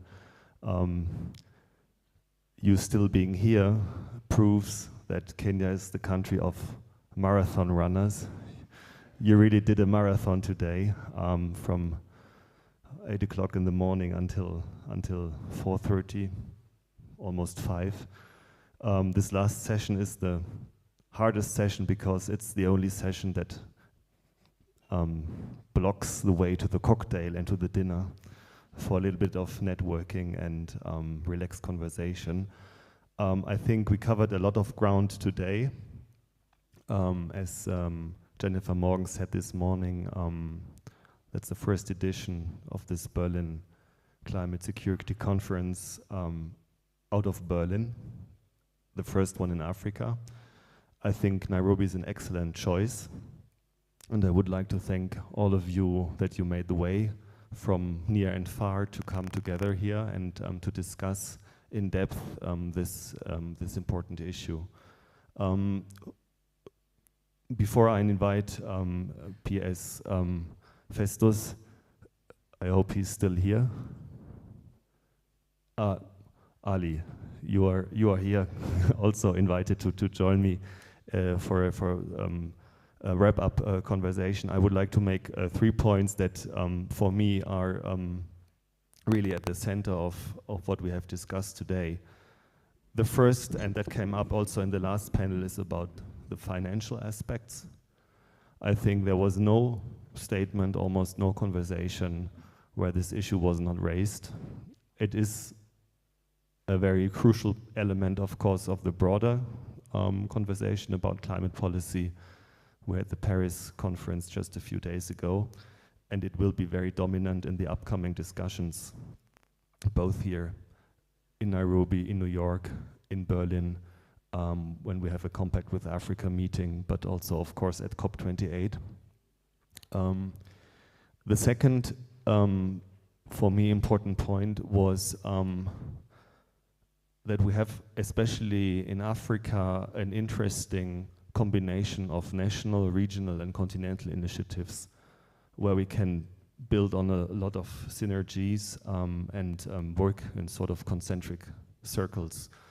Some of the phenomena that we discussed are really very localized. Some are trans-border, especially in the Horn of Africa, but I would even say some of the effects, and Hannah Tete talked a lot about the scarcity of water, for example, are more or less continental. And to identify and work with these synergies along these different layers, I think is something that should guide the work for the future. And the third thing is, here and there we heard about best practice examples. I think the IGAD Center here in the region is one of a best practice.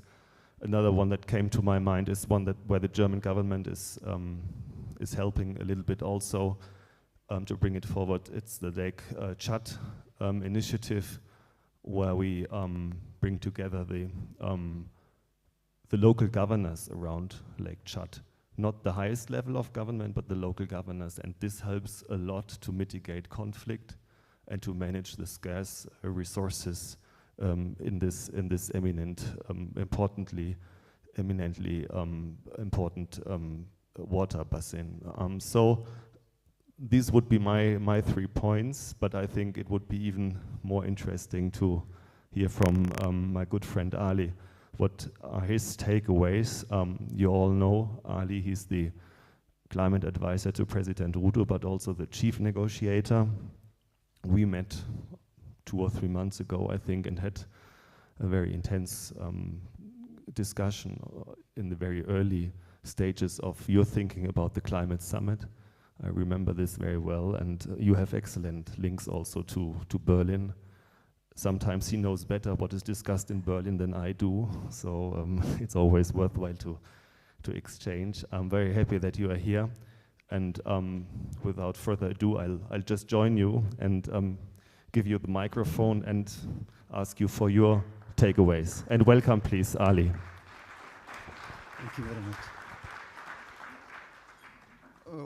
Thank you very much, Ambassador Sebastian. Good to be with you always, and thank you for all the support. Good evening again, colleagues. As Sebastian has said, it's been a long day, and we are all here just a testimony to the interest that this subject excites amongst all the people here. I think we have had very excellent presentations from different experts, from experiences. It was very informative, really, to hear the different challenges that the practitioners are facing in different parts of the world and different parts of the continent. And the knowledge that has been shared here was really amazing. And of course, we've heard that climate change is a risk multiplier. This is the reality. We're living in what we are calling the new normal. As we discuss climate and security and peace issues, we should always remind ourselves that there are many hundreds and thousands of people who are currently facing the real reality of conflict, forced displacement, and being pushed out because of actions and activities not on their own making, and they require solutions. The conflicts and the challenges that many of these communities are facing really, it's not because those communities hate each other. I had the interesting definition that someone said about when he asked some of the community leaders about what peace and security meant for them. So the Murules, I think it was the community in southern Sudan, they said, or was it the other group, they said extermination of that community was what peace entailed for them. And what security meant for him was additional guns. I don't think that's really the issue. Really the issue is the competition and the survival that each of the different communities are being pushed to because of the reality of climate change that is causing all these conflicts. Those communities have lived together generations and generations and don't hate each other. Here in Kenya, we have similar challenges between pastoral communities, farmers communities. For those who live in Kenya, you probably have seen some farmers, chopping animals. Camels who are being chopped into, bleeding all over the place because of trespassing, if I can call it so, into some farmlands. And people killing each other, of course, several times. It's happening over and over again because of the spaces of those communities is getting narrower and narrower because of the challenges of climate, the climate situation. So it calls for global solution, global action. It calls for solidarity from all of us to respond to this reality that our communities and ourselves are experiencing on a daily basis. And so similar forums like this one, where we keep on discussing the realities that we are all facing as a global community, will hopefully bring the solutions to address the triggers of these conflicts, which is really climate threats and climate insecurity. With regard to, of course, whether or not we'll be able to have a common position on this, I think, as I said earlier in the morning, the head of state of Kenya, His Excellency President Ruto, is currently the chair of the Committee of African Heads of State and Government. He's convened a very important summit that we're going to host here in Nairobi, the Climate Action Summit, the first of its kind here in Nairobi. And we are going to push the various agendas that will put on the table solutions, African generated solutions to address the challenges that Africa and the world faces. And we will try to put together, common positions that will help us address these challenges. I'm not promising that we will be able to have a common position on climate and security, but no doubt we will have a common position on climate action because we've had this in every other year, and under the leadership of the Committee of Heads of State and Government called CAHOSC, we've always had a common position as Africa, and despite us, the diversity and the differences in the economies of the continent, we've always spoken with one voice at the conferences of parties, and this year will not be any different. We'll take that message to different forums, to the UN General Assembly, to the UNFCCC COPs later in the year, COP28, and hopefully we'll be able to have the subject of climate, peace, and security incorporated in the outcomes of COP28. As you probably are aware, things like oceans, water, and even the financial reform agenda have never been in the climate discourse. But because of push by different governments, for the first time in Glasgow, we had oceans as an agenda item, and was so in the decision text.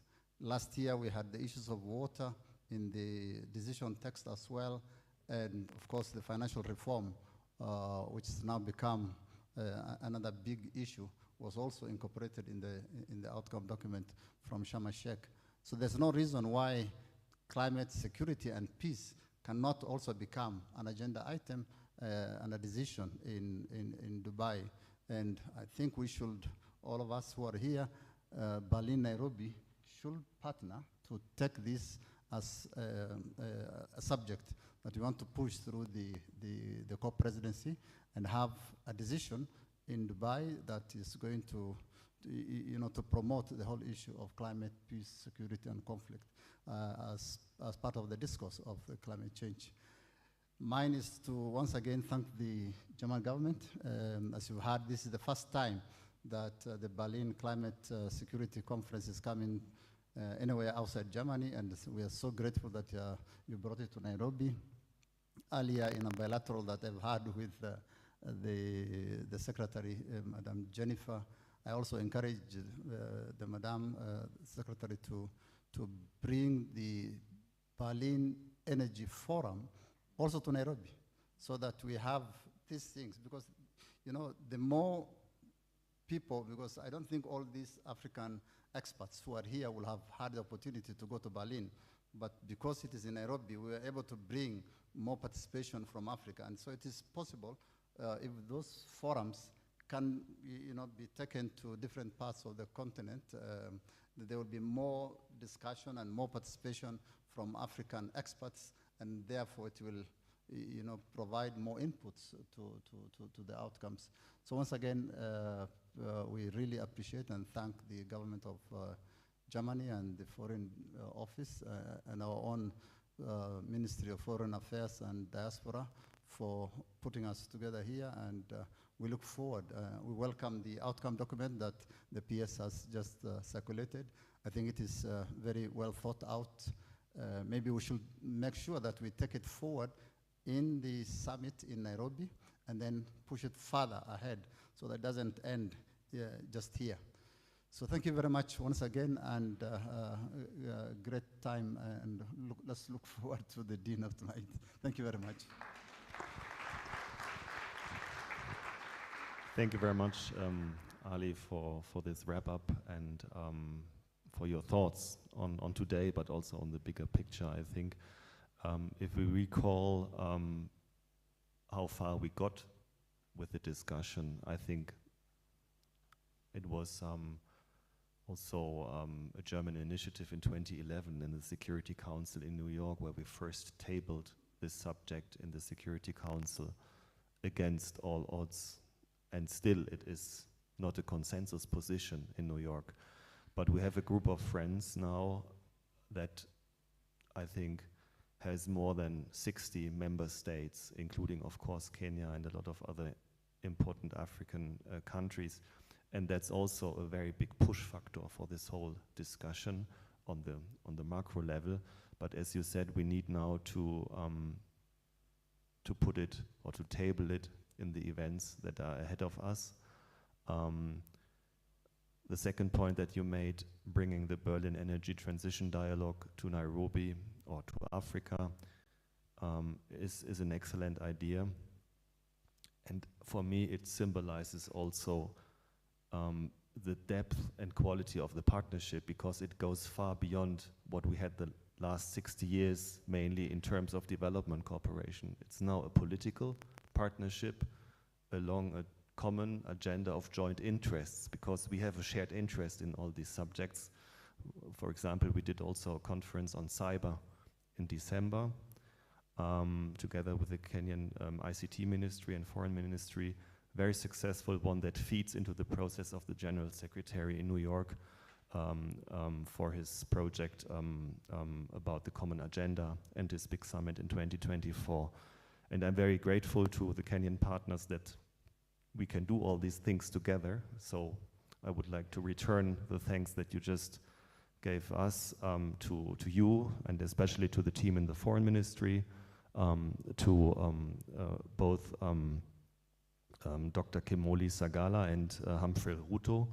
And I would also like to thank all my colleagues in Berlin in the Foreign Ministry, the colleagues from Adelphi who helped a lot, and a special thanks also to Alexandra Steinkraus and Lilith Gerlach, who did a lot of work behind the curtain, but who made all this possible here. So thank you very much. Thank you also, all of you, for coming, for bearing with us. I hand over now to the Master of Ceremony, James, who has hopefully some good news for us. Thank you very much. Thank you very much. I'd like to thank you all for staying and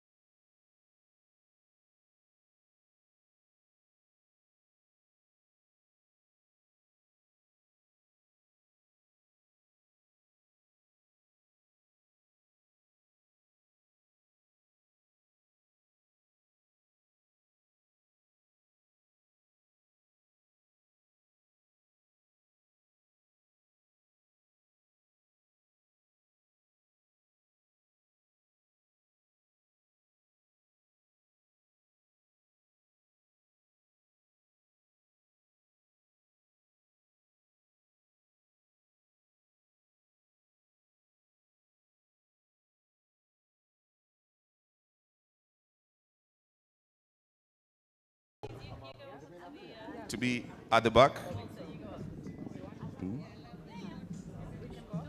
And the short people should be at the front. Let's carry this up.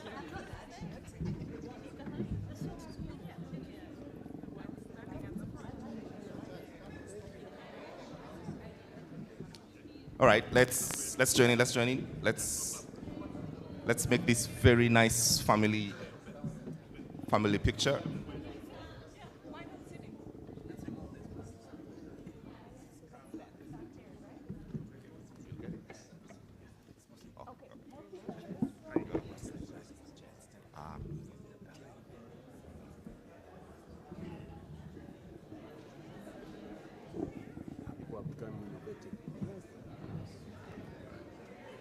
All right, let's try and get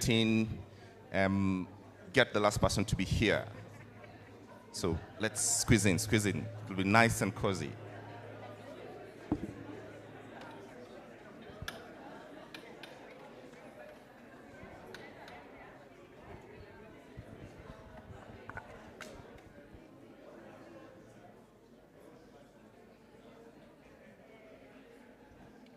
All right.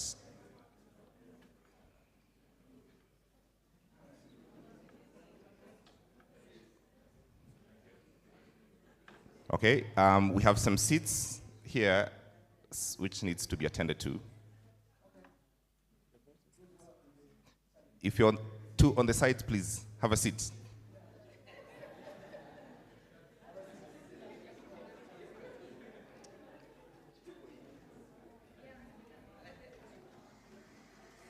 All right.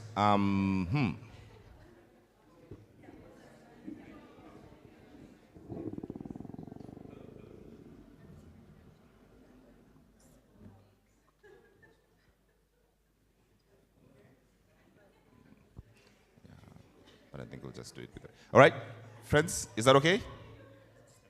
Okay, shall we try and give like smiles, like nice smiles, better smiles, all right? In my counts.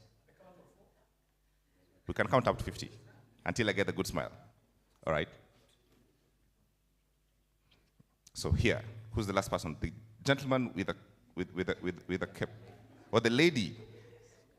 Yes, you. You're the last person there. So everyone, please go behind. She's the last person here. Last person here. Her. Camera gets here. So everyone else, there. Here, where? The lady. All right? Everyone, like that. All right. Beautiful. In the count of 3. 3, 2, 1. Say something.